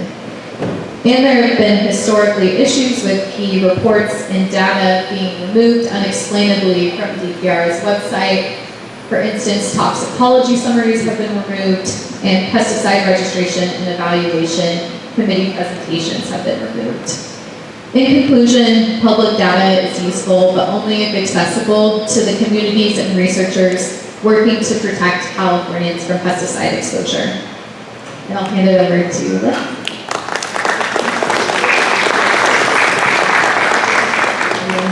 So, as Jane mentioned, my name is Alexis Temkin from the Environmental Working Group, and I've dedicated my research career to trying to understand how exposures to chemicals has pesticides in our environment can harm human health. So for 3 years, we worked on a study that mapped pesticide use in California using Ventura County as a case study. Our research was published in a peer-reviewed journal in 2022, and it focused on the racial and social disparities in Ventura County related to those agricultural pesticide applications. We also created this mapping tool to allow community members and anyone who is interested in trying to understand where and when pesticides are used to interact with the map and get some of the missing data that communities really needed. And our study actually started because community members reached out to EWG seeking these basic information about pesticides used near their homes. What pesticides are used, where are they applied, when are they applied, what are the harms associated with them. Community members have these questions after they experience those acute health effects firsthand. Yet these seemingly straightforward questions were harder to answer than one might have thought. So numerous studies of Californians, as Caroline had mentioned earlier, have linked these residential and occupational exposures to numerous health harms. These studies in our work often rely on the pesticide use reporting program that Asha just talked about. While this data set serves as a valuable source of research information from pesticide use, that has already occurred. There are significant obstacles that remain before the data can become useful for informing communities about health risks that face from pesticide exposures that are happening in real time. So at the time of our research, the data published by the state was about 2 or 3 years behind the time frame we were already in. So we had to submit requests to the County Agricultural Commissioner's Office to actually get the current data. When we got that file of data, it required about hundreds of hours of work from several data scientists to actually get it into a usable format. Even then, only about a third of those data points had exact locations for pesticide applications, and the others we needed to approximate. We reviewed the toxicity of hundreds of pesticides against the most recent up-to-date data because these state and federal regulatory agencies often don't use the best available science to assess toxicity. And then a year or two later, we finally had a processed data set that we could actually use. The full data set revealed the appalling societal disparities related to living and working in proximity to agricultural pesticides. We found greater pesticide use and toxicity in areas with higher percentages of Hispanic or Latino, African American, and Asian populations. The opposite was true for where predominantly non-Hispanic white populations live. We found that 60 pesticides were linked to cancer, nearly 80 pesticides could harm the nervous system, and we found tens of thousands of homes within a quarter mile of those applications. Right, and other studies find the same thing, that look at these data together. Exposures and impacts are not equal. The documentation of these exposure disparities through the peer-reviewed studies are a necessary step for building the information base for communities to take action. But at the same time, the toxic reality of pesticide exposure has been known to farm-working individuals and communities, as we heard in all of the testimonies today. So thank you.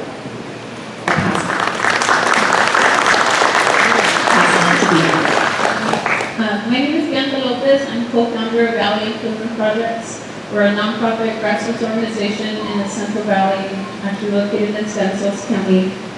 We work with many organizations across the state. We advocate for social and environmental justice. Before I tell you a little bit more about that, I want to read out EPA's definition for environmental justice.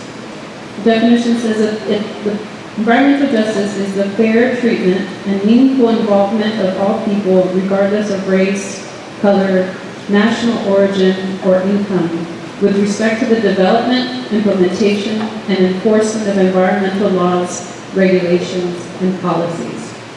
And as you hear, or you heard the testimonies here today, there is no environmental justice for the farm working communities and those who live near ag land. And so it's been our mission to advocate for the voiceless, or for the people who are too tired, too occupied, growing and picking our food. And so through ground truthing and community science, is how we do that. And so we try to collect data and information to give people the tools to better advocate for themselves, and so that we, in solidarity, advocate with them for state, local, regional, and sometimes national protections. But so I'll tell you a little bit about my experience collecting or looking and reviewing some of the data that has actually accomplished many good things, as explained through many presentations here today. Recently we collected and reviewed specific information that was provided to us from the Ag Commissioner's Office, what they call PURs, or pesticide use reports, along with a yearly school regulation notice to help us assess information about what's being sprayed in our schools. The data revealed that pesticides were applied during weekdays when school was in session while children were on campus. When we communicated our concern of possible violations to the local Ag Commissioner, they shared that some of the data we reviewed was incorrectly submitted by the farmers or the person who submits the data for the farmers, that the way the data is collected does not actually reflect or show the actual location of the application, so therefore it's not necessarily known that it is a violation, nor the actual time of and that the actual time of application is not very clear. So I'm not sure that if I can't decipher the information and the Ag Commissioner cannot decipher the information, that they can actually enforce the laws that they're supposed to be enforcing. And so that is a very serious concern that we continue to bring to the Ag Commissioner on a monthly basis. And to our Ag Commissioner, as the current Commissioner said, well, I can't do anything about it. That's the state that needs to do something about it. And until it becomes an issue, then it's not my problem. Recently, we also attempted to gather a new set of information that is more recent. So we requested similar paperwork, data and materials that are collected. And this time, the Ag Commissioner refused to share those same documents. And so in my attempt to get support, I reached out to the Department of Pesticide Regulation and said, hey, help me out here. The Ag Commissioner is the one, give me public records. And all the Department of Pesticide Regulation can do, one, ignore my emails and my phone calls, but all they said they could do is encourage the Ag Commissioner to provide those documents. And to the Ag Commissioner, I refer to, you gave me those documents last year, and so now you're not going to give them to me. She said that it was a kind gesture, and I guess they're not willing to be kind this year. Well, we have school regulations, and there are laws, and California might have the best laws to protect us. They still fail to truly notify and leave many children vulnerable and unprotected. As mentioned earlier, $10 million were allocated to the Department of Pesticide Regulation for a statewide pesticide notification system. But DPR has informed us that exact location of the pesticide application will not be included in that system, citing the lack of universal tracking methods of information and their capabilities on technology.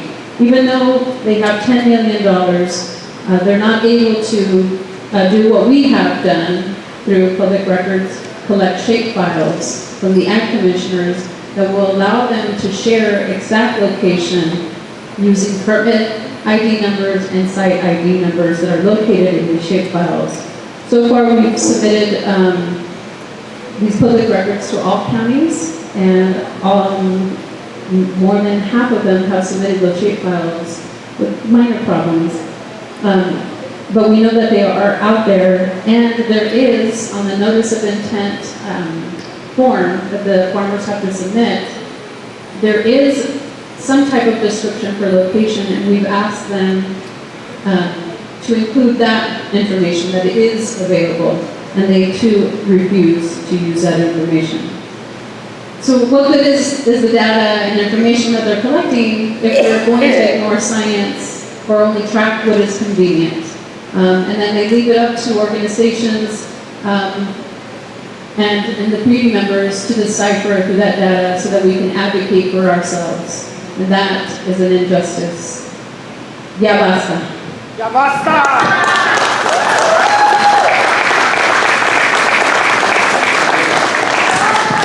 Any questions for our panelists and the judges? Yes, Dr. Timpton, I have a question for you. Coming from DC. I did. And other states. What are other states doing? Are we the most are we in the most violations of these laws, or what do other states do? Tell me something. Yeah, I think as people had said earlier, I think there was a comment I think you made, that it's not just California, these injustices are probably happening everywhere else. California actually, I think, has the ability to document them with the data that they have and still continue to ignore it. Not every state has these data, even though we've heard some of the issues with them, and then even more of the inaction that I think has followed, even though we know what they say. Just a question, Bianca, for you in terms of the pesticide use report. I was wondering, do they submit that under penalty of perjury? Do they have to certify that? Because usually with environmental law, when you're like doing self-reporting, you have to do it under penalty of perjury, so they can't claim mistake. Do they do that with the pesticide use reports? I doubt it. Most of the farmers in San Jose County are seniors, and so they don't have the access to technology or the literacy, technology literacy, so there is lots of room for human error. And I believe some of the errors that the Ag Commissioner found were thanks to us pointing some of these issues out. When they had to scramble through the data and say, well, let's look at this data and see if it is a violation. When they should have already said, no, we've done that work. So I don't think they're checking their numbers. And I'm sure there's lots of other things that are being missed. I just want to thank all of you for your good work and your perseverance in digging up all the information that you've been able to give us. One of my questions is, having read several reports that indicate if we transition to all organic agriculture, we could feed the whole world. This is the UN. And if you look at the Rodale Institute 30-year study as well, among others, and I'm just wondering why we're even playing this game. I mean, why are we not moving in the direction of sustainable agriculture, regenerative agriculture in the state? I did a report in grad school where if you get to the bottom line, the only entities that are winning in this game are the agrochemical companies.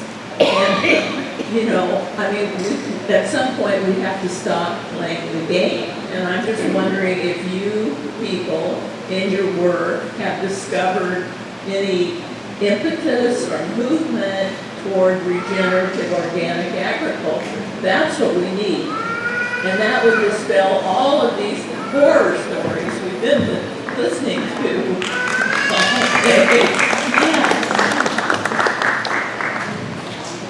Yeah, I think I really resonate with what you said.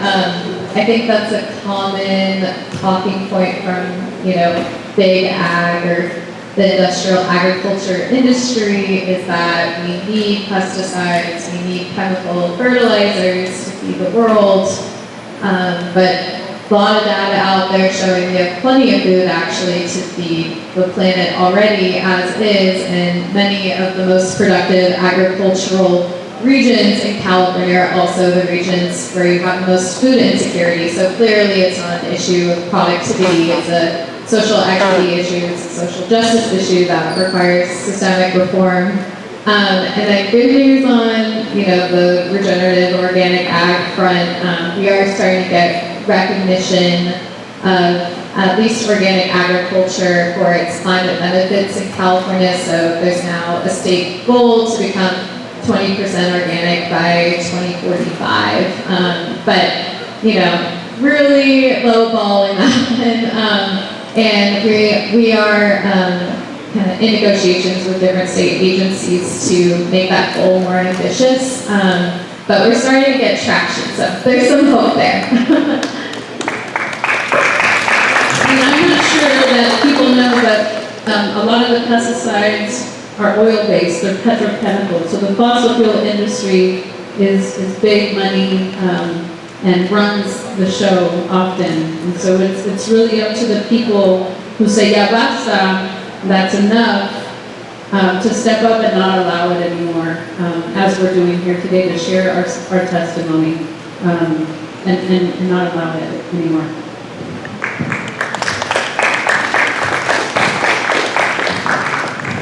Thank you so much, Asha and Alexis. That's tremendous.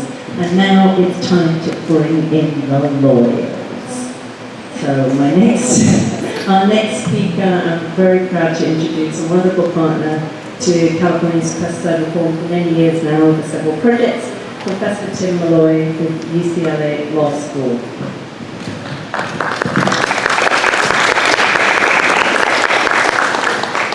Well, first I just want to start out and greet the judges. Thank you for coming today and listening to the testimony. And of course, thank you to Greg and Jane and all your colleagues for putting this together and including me. I appreciate that a great deal. Wow, some really powerful testimony today. Thank you all for sharing your experiences. I want to just make 5 points today.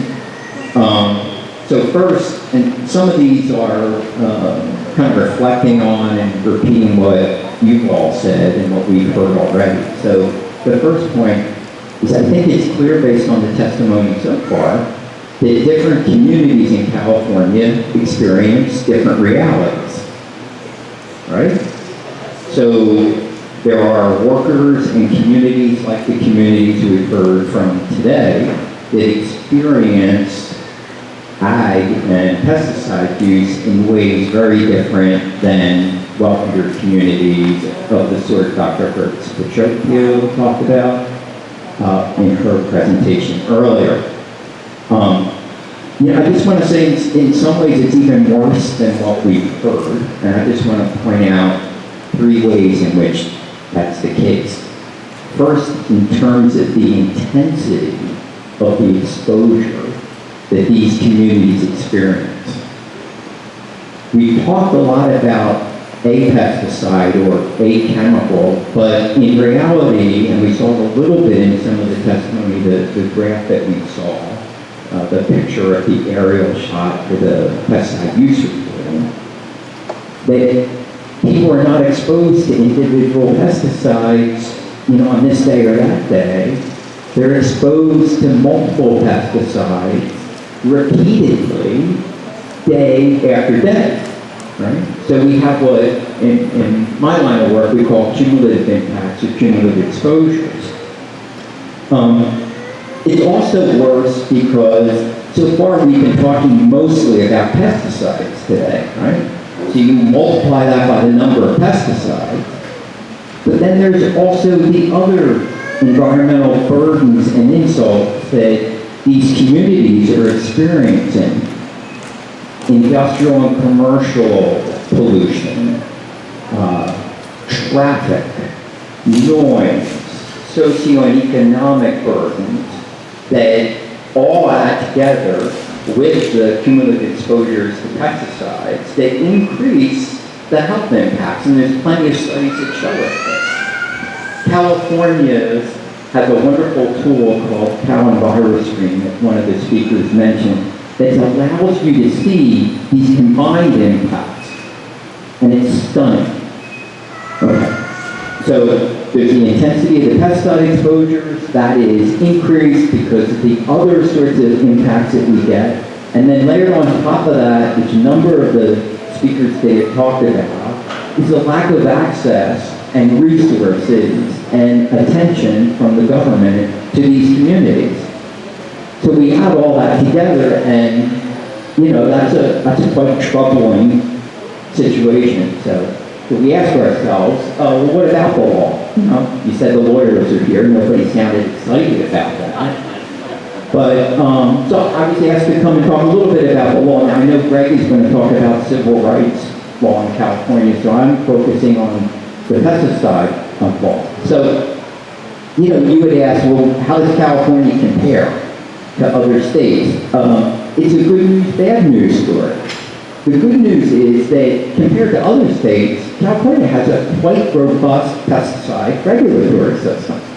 That's the good news. We've heard the bad news already, and I'm going to add a little bit more bad news to it.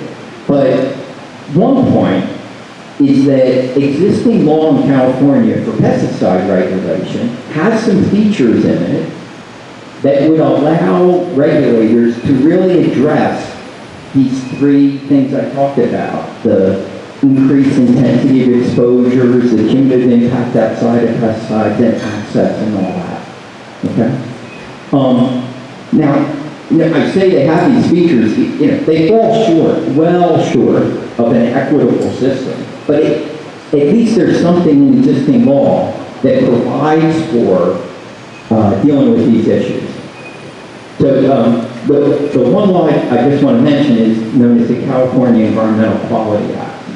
And put simply, that law requires government agencies, it basically says to government agencies, make good decisions, okay?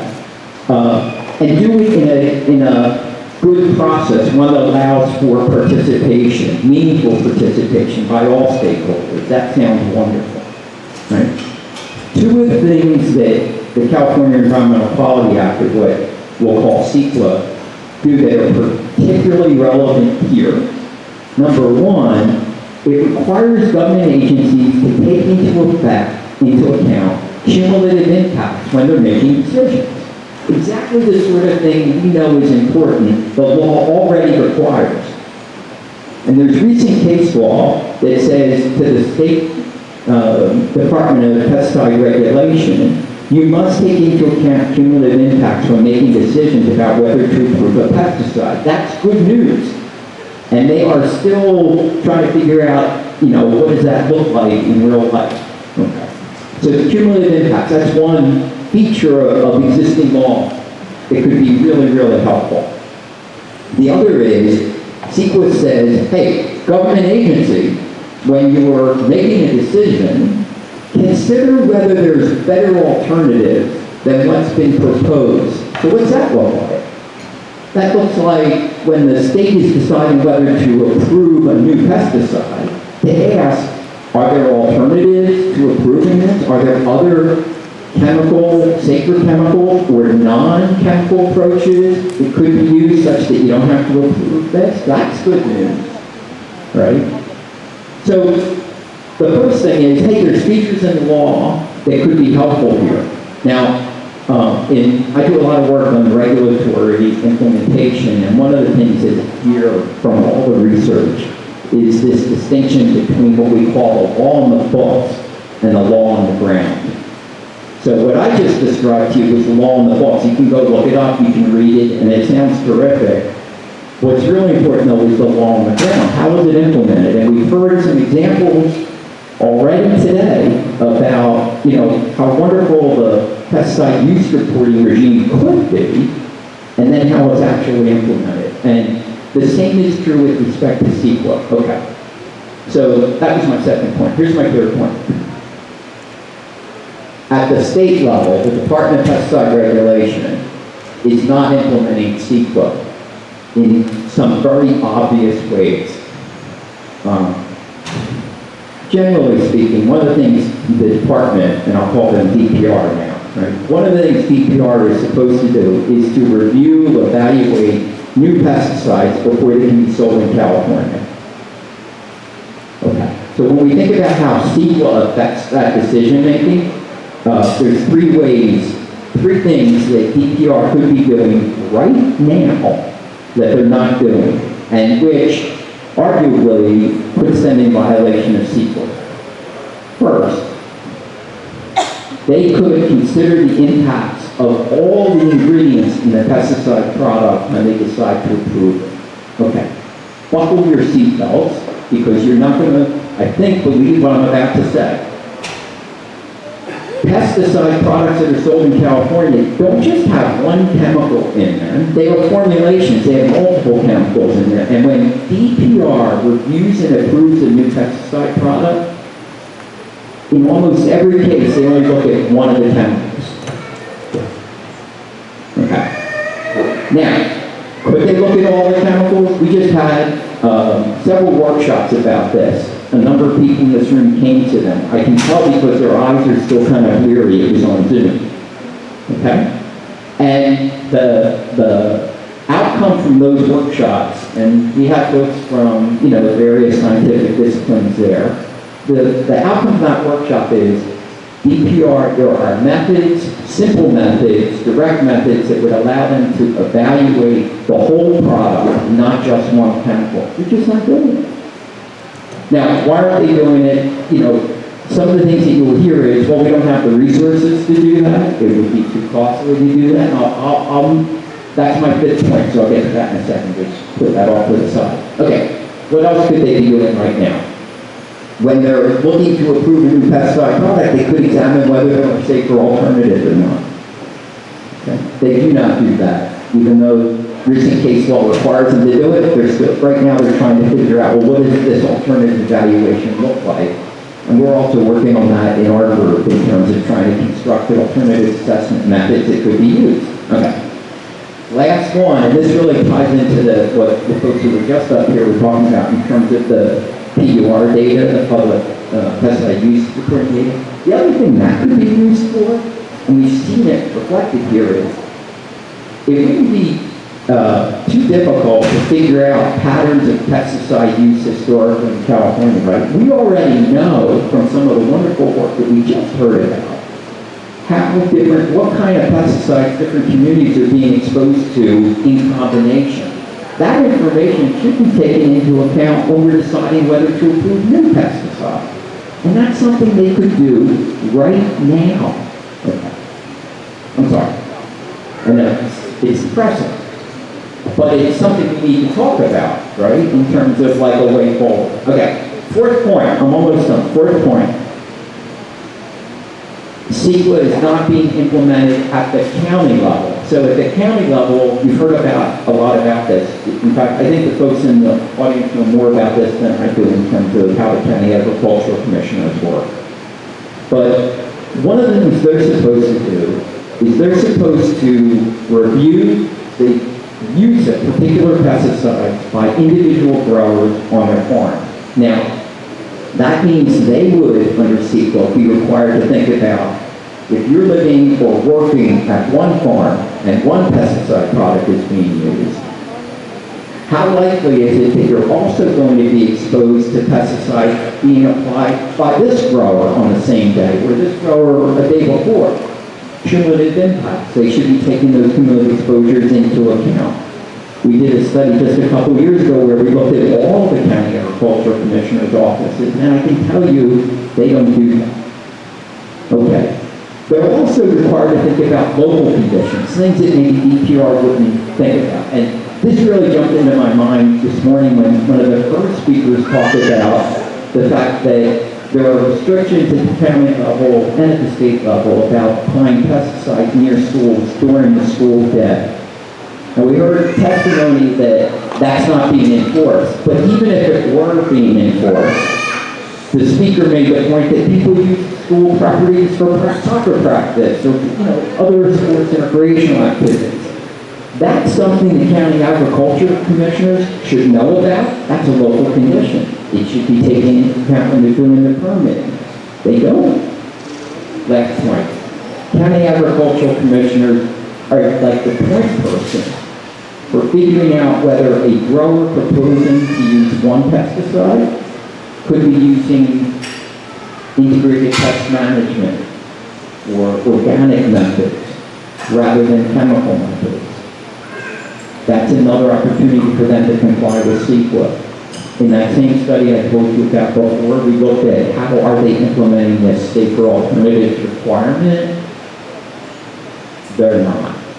It's a little more nuanced than that, but I only have 10 minutes and I'm probably running over it anyway. So, but my point here is that these things are not being done, even though not only does the law authorize it, the law requires it. Okay. So now my fifth point. We've heard from me that sometimes the agencies, DPR and the counties will tell you, look, we can't do this because there aren't methods that allow us to do it. It's too hard to figure out cumulative exposure. Or we don't have the resources, the funding, or the staff. These are some of the things and that, we know that the methods are there. The methods don't need to be perfect. We want to protect folks. We don't need perfect methods to do it, and imperfect methods would do a much better job of it than doing nothing, right? So, and there are methods available to deal with these issues. So the method problem is not really a problem. How about the resource and staff problem? And for that one,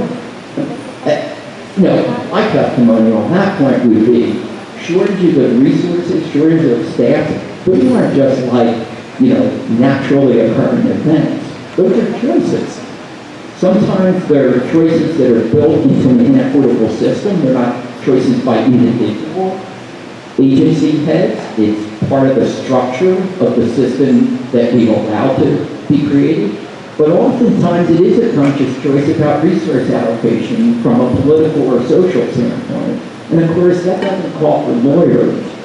That calls for social activists. That calls for people to kind of address the government and ensure that the resources and the priorities reflect what the community feels is important.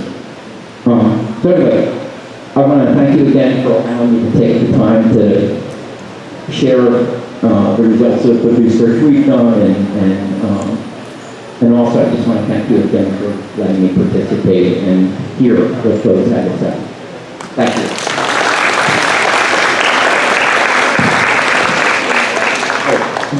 One question, I'm a CEQA nerd, so that was really fun for me. Thank you. Me too. But I'm wondering, for some of those, are CEQA's really triggered when they're discretionary versus ministerial permits? Are the county ag commissioners considering some of these things as ministerial when they shouldn't be? Is that what's happening? Well, you asked the question that means I get to talk about CEQA a little bit more. Okay, so there's this interesting issue. So no, the county and neither the county or the state claim that these permitting and regulatory decisions are ministerial, and they really couldn't based on the existing law. Well, the way CEQA is implemented for these folks is the regulatory programs, so the DPR regs and statute and the regulations that govern the county agricultural commissioner, they're what's known as functionally equivalent. So those programs have been approved to kind of replace CEQA, but what they don't replace are the substantive requirements. Like what does CEQA say the government has to do? Think about cumulative impacts. Think about alternatives. Case law requires DPR and the CACs to incorporate those things into their regulatory program. So, yeah, that's a great question, but they can't get out of it through the ministerial argument. Yeah. So a couple of questions. One, you mentioned about they certify one ingredient. Shouldn't there be a law that says there should be a minimum number of ingredients they should be looking at? That's one.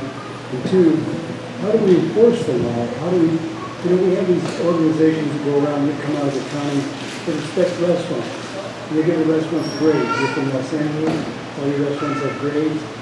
How can we do that with farms and farm businesses that say, hey, you're in violation, therefore there's a fine, therefore we're going to post these things? How do we do that? That's a lawyer.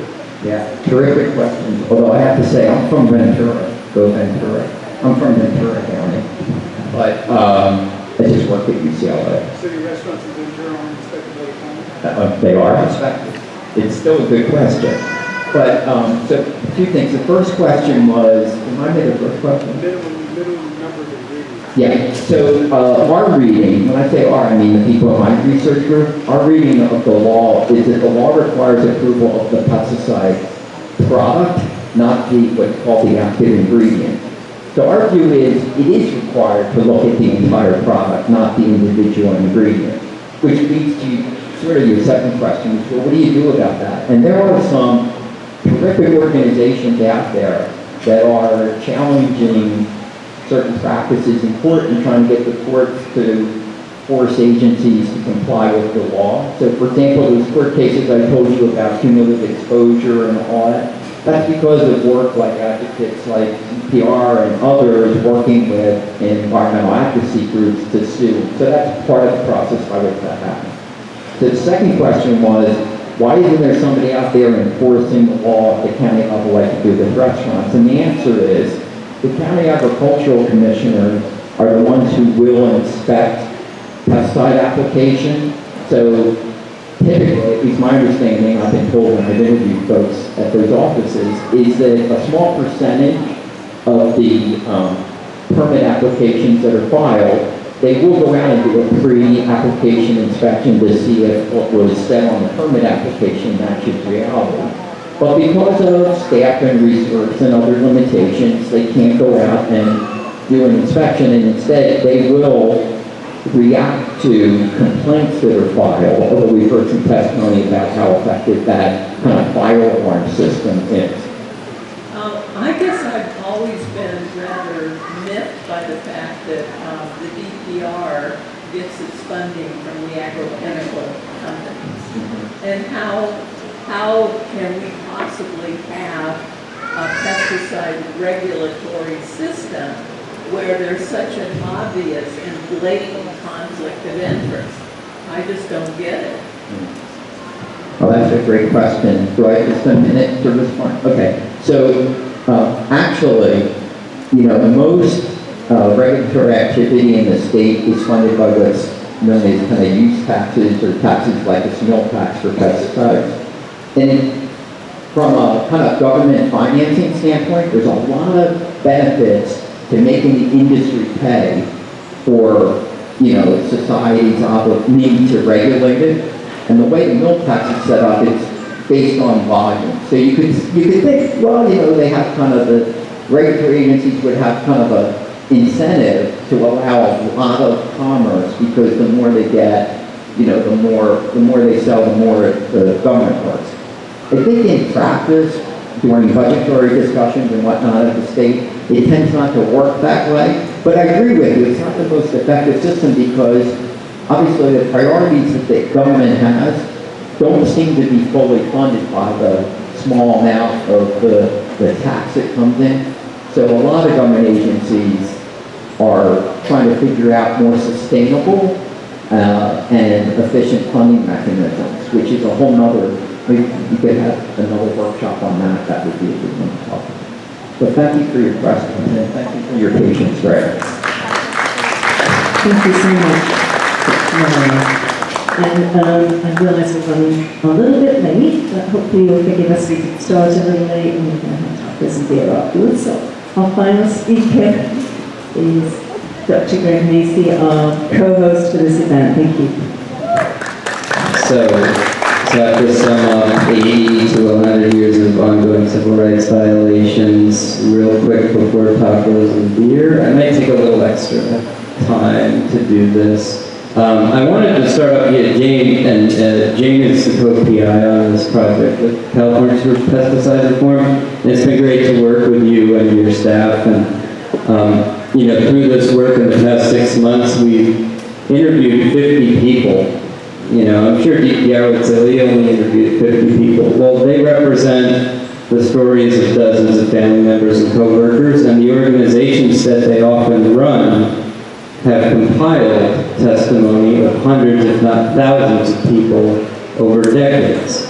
And so we really stand on the shoulders of giants. The lawyers are coming, yeah, but you don't need the lawyers. You guys already understand what's happening, and you understand the law, and you understand that it is not being adequately enforced.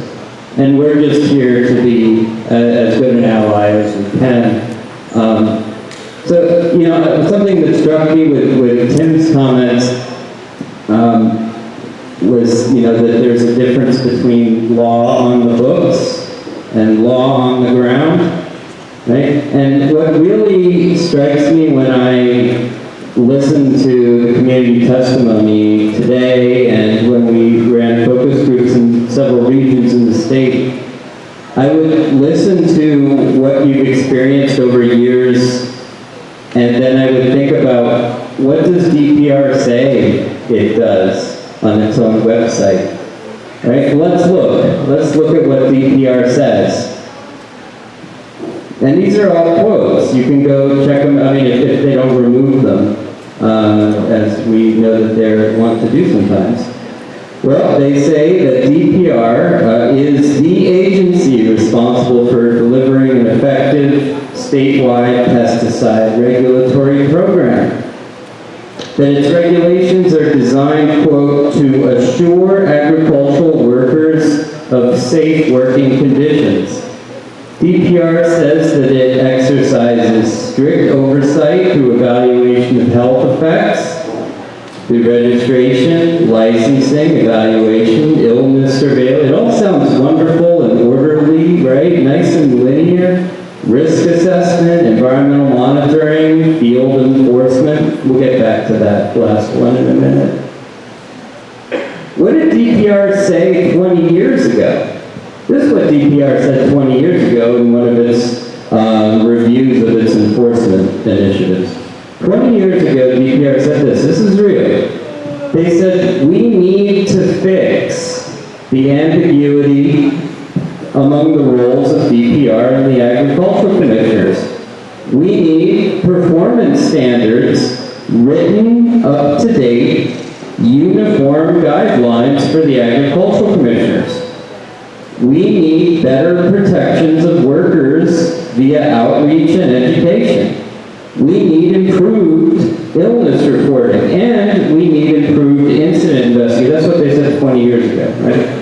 So when I listened to your testimony today, and thank you, Your Honors, for also being here and for the decades of work that you've done, and we look forward to working with you on making use of everything we've heard today, making productive use.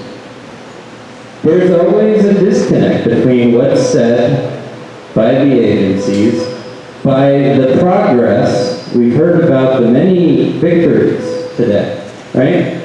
But there's a disconnect between that and the ongoing reality of thousands of people, right? EPA, Government Accountability Office, Oxfam, and many others have for decades said that every year, hundreds of thousands of farm workers in America are poisoned by pesticides when you account for underreporting and misreporting and misdiagnosis, right? So this is the reality, and the reality you all shared with us when we met with you for the focus groups. And I do want to take a minute to acknowledge that we listened very carefully to what you told us in those focus groups. And we heard three themes, loud and clear. The first theme is focus, from the focus groups, is farm workers and their families near agricultural pesticide use feel that they have to endure, especially in unincorporated communities, smaller school districts, communities located on the periphery of towns adjacent to fields, where the most prevalent and detailed accounts are provided. You told us about how you know when the pesticides are invading your property and your home. You hear the air blasters. You see them at a distance. You feel the pesticides making their way to your yard, inside your home. You said that you were surrounded. You said that you feel invaded. Many of you say that your neighbors are unaware that they have legal protections. You all talked about family members or co-workers who faced retaliation when you spoke up. You all said that you were afraid, that you're often unwilling to speak up. I think one of you said that for every 100 times you want to speak up, maybe you speak up once. And usually only when you do so in a group, right? And there's a long history of denying farm workers rights to organize, right? And many victories in the 60s improved that situation in California, but that's an example of agricultural exceptionalism in this country, right? We remove farm workers from protections that we give to other people, right? We treat the consumers of pesticide-addled food better than we treat the people who produce the pesticide-addled food. So endure is one, and endure for years, if not a lifetime. Second theme we heard loud and clear, that farm workers and their families must protect themselves. No one else is going to do it. But often, workers don't know what's being sprayed, the applications persist, while those doing the applications don't know what they are mixing into the air blast sprayers. You work in fields with posted signs that the stewards, quote, don't respect. The stewards don't pass along reports to the supervisors. What happens after you report? The most common answer was nothing. They don't tell you anything about pesticides. A class for one safety, there isn't any. They don't give us any notice. They don't provide information. At the same time, everyone sees it. Everyone knows that the pesticides are there. There's dust that remains in the trees, in the soil, in the crops, and when they harvest or prune or remove tarps, their eyes burn. So you told us that you continue to work. You work through pregnancy. You told us that they bring you in through month 7 or 8 of pregnancy. You feel droplets and you don't know where to go, who to call. You don't know what questions to ask. You're told to go sit down. It's allergies. You're the only one who got sick. You're too delicate. You're always behind. Sign this acknowledgement of training so that you can get back to work. We already talked about these things. If you're sick, go home. Many of you told us that you don't know that it's not okay to be sprayed on while you're working. Many of you told us about how often you don't wear PPE so that crops such as strawberries can yield more. And your hands break out all over. The only way to speak out about these issues is as a group, and when you don't have the ability to do so as a group, you don't. And the vast majority of farm workers in California do not speak fluent English. Often Spanish is not well understood either. We heard about the dozens of indigenous languages that are also represented among California farm workers.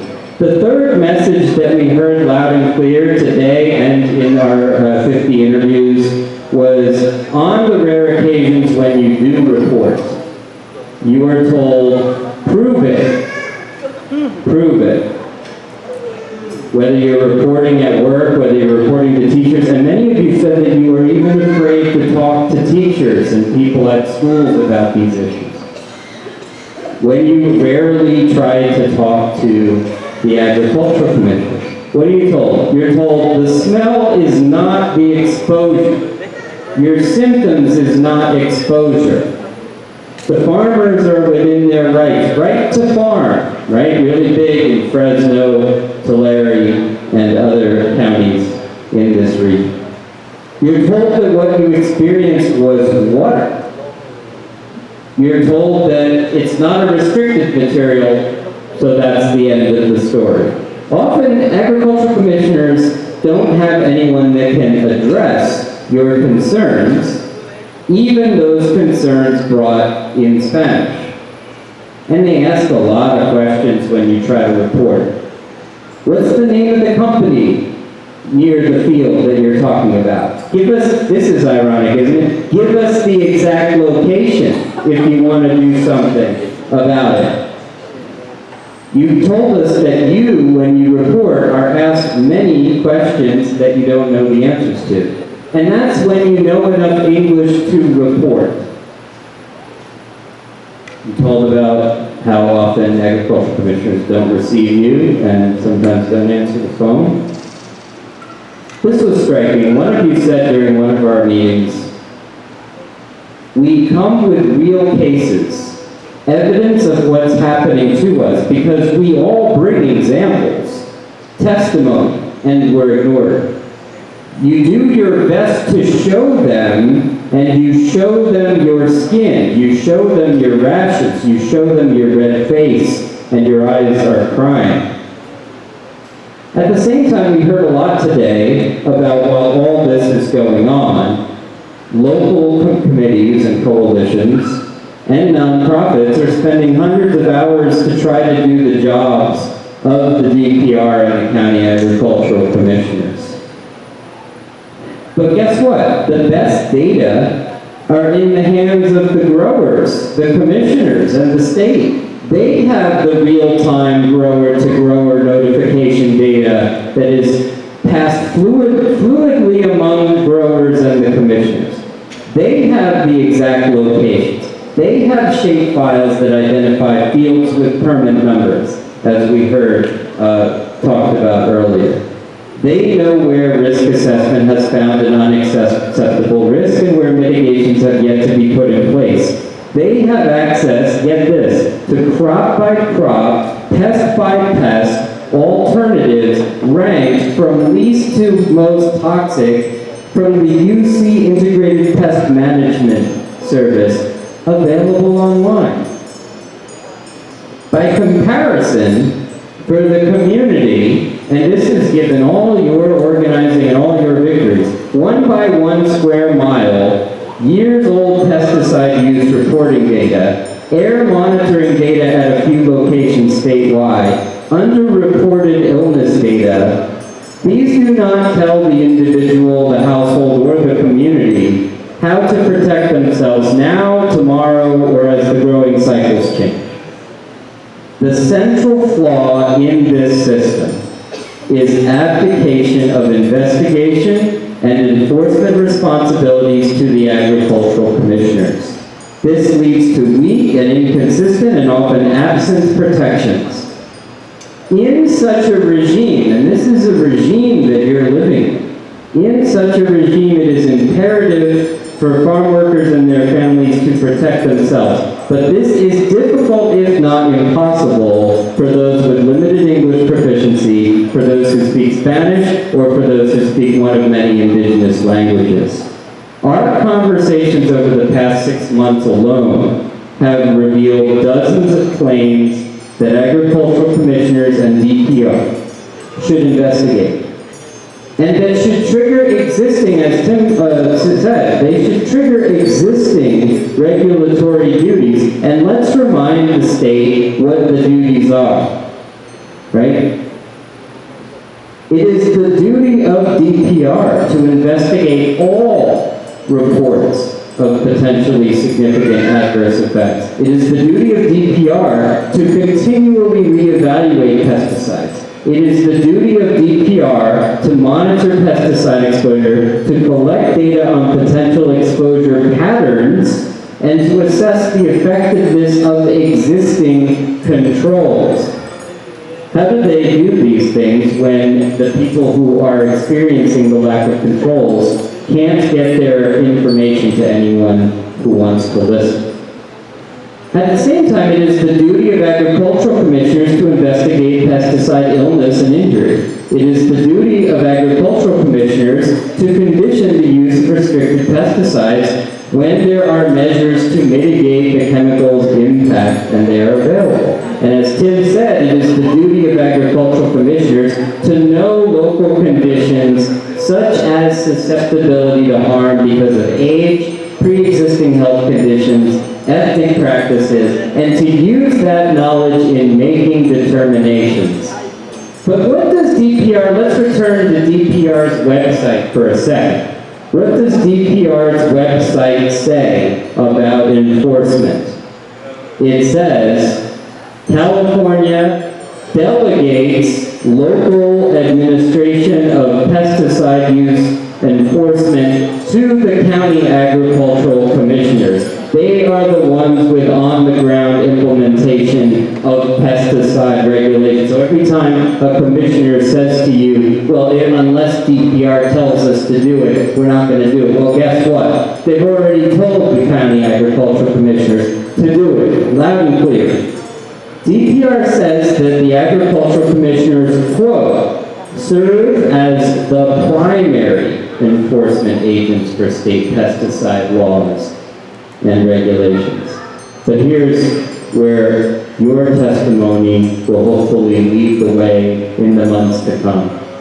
Given what you've said today, which mirrors very closely what we've heard over the past 6 months, it is clear that agricultural commissioners and DPR do not receive the vast majority of the reports and complaints they could receive from communities they serve, as their services are limited to English language and in limited ways Spanish. Number two, it is clear that they miss opportunities to find that health hazards appear generally throughout an area, which, if you remember from the 90s, that's what triggered T-Loan to be discontinued for a while. It was the responsibility of DPR to find that there was a general health hazard as the result of use of T-Loan. But they're unable to do this because they don't receive the necessary information from you. It is also clear that warnings, trainings, and other essential protections for workers, and there are many on the books, and these warnings, by the way, must be given to you in a language and a manner that you can understand.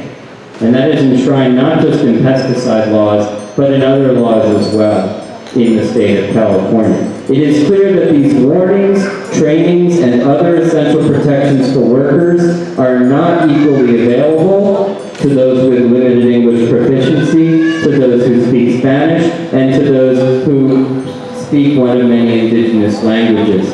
And it is clear, as Tim said, that the DPR has not enforced the requirement that a restricted material only be used in situations where reasonably certain that no injury will result, or where unrestricted materials or procedures are not equally effective.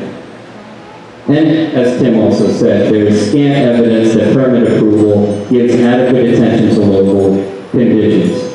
Here's my summation so we can go eat.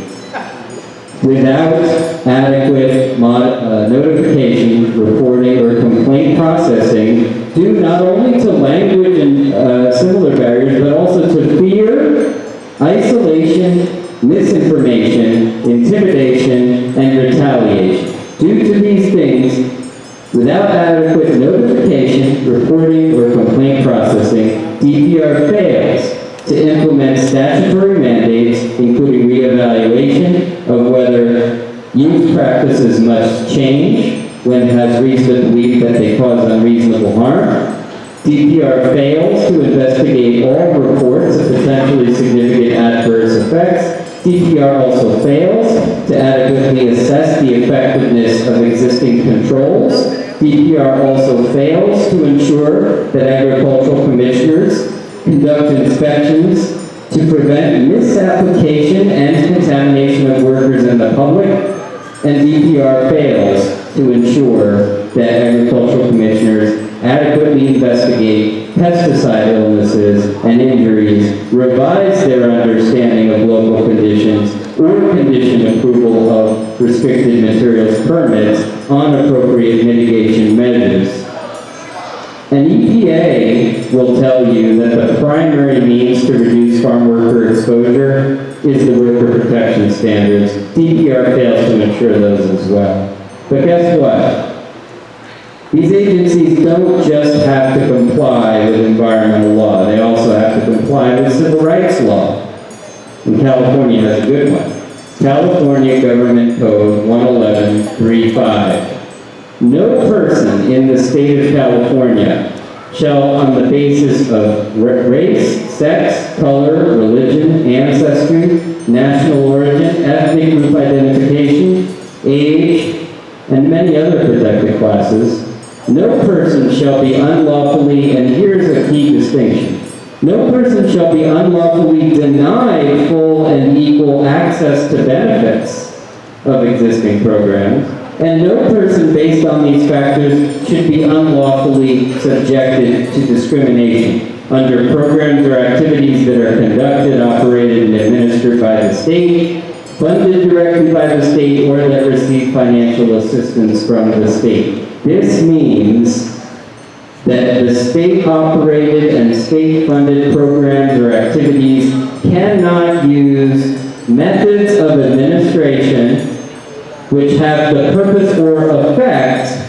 of subjecting members of protected classes to discrimination, or to defeating or substantially impairing an existing program with respect to members of that protected class. And this is why this tribunal is a promising first step. And we're going to be at this for months to come, right? This isn't the, we do this tribunal and then we do something else, right?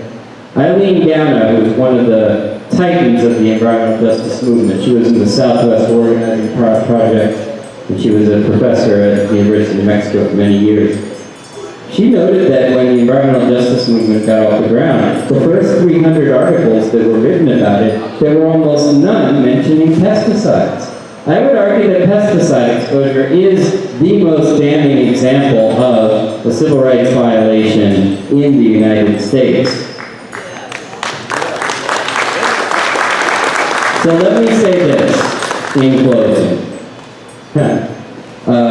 Civil rights claims, as you all know, and we have people who litigated civil rights claims as our judges. We're very fortunate to have you here today. Civil rights claims are stronger the more tailored they are made. And so we will present tailored claims in a number of forms. We will present them to the state attorney general. We will say that there should be hearings, administrative hearings about, I'm not going to name them today, but a number of agricultural commissioners. There are examples throughout time, you have to go pretty far back, there are examples where the right thing has been done for a brief moment, right? There are examples, 1994, DPR took $11,000 away from one commissioner because their enforcement was inadequate. So we know they know how to do these things, right?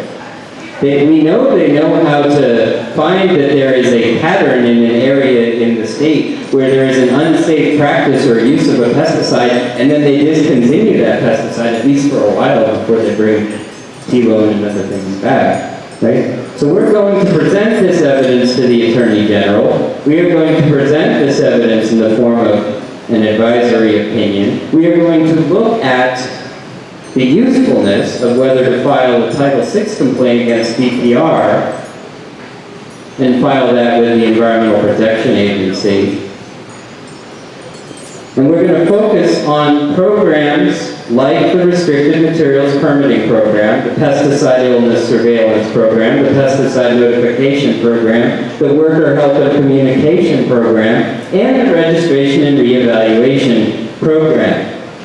And finally, we're going to say that, you know what, maybe the next 50 years, we shouldn't have these amazing nonprofit organizations that spoke to us earlier doing hundreds of hours of this work. Maybe we start to require agencies like the Department of Pesticide Regulation to have their own affirmative civil rights compliance program where they monitor the activities of the agricultural commissioners for potential civil rights violations, as EPA recently did with its newly constituted Office of Environmental Justice and External Civil Rights Compliance. And so we have a lot of work ahead of us. And again, I'm just so grateful that we had this opportunity to stand on the shoulders of giants, which is all of you, and we look forward to working with you. Thank you.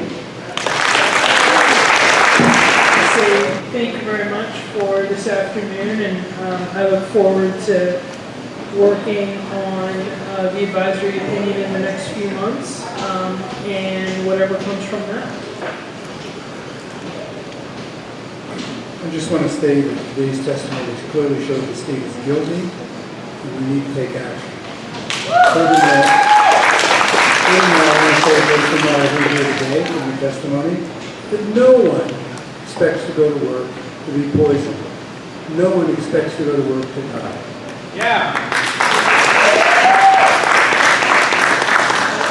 I just want to thank all the organizers for this awesome event, and I just feel so good that this is a definitive step in the right direction of either monitoring or getting rid of these horrible chemicals that have caused so much suffering in the farm worker community. I am sick and tired of meeting families with children suffering from all kinds of pesticide-induced conditions like brain cancer, bone cancer, leukemia, ADHD, autism, birth defects, learning disabilities, when their parents come here hoping their kids will be educated and get out of farm work, and they end up being poisoned in this way. We must stop this. This is a human rights travesty. So I look forward to working with all of you to mitigate this awful problem in our state. Thank you.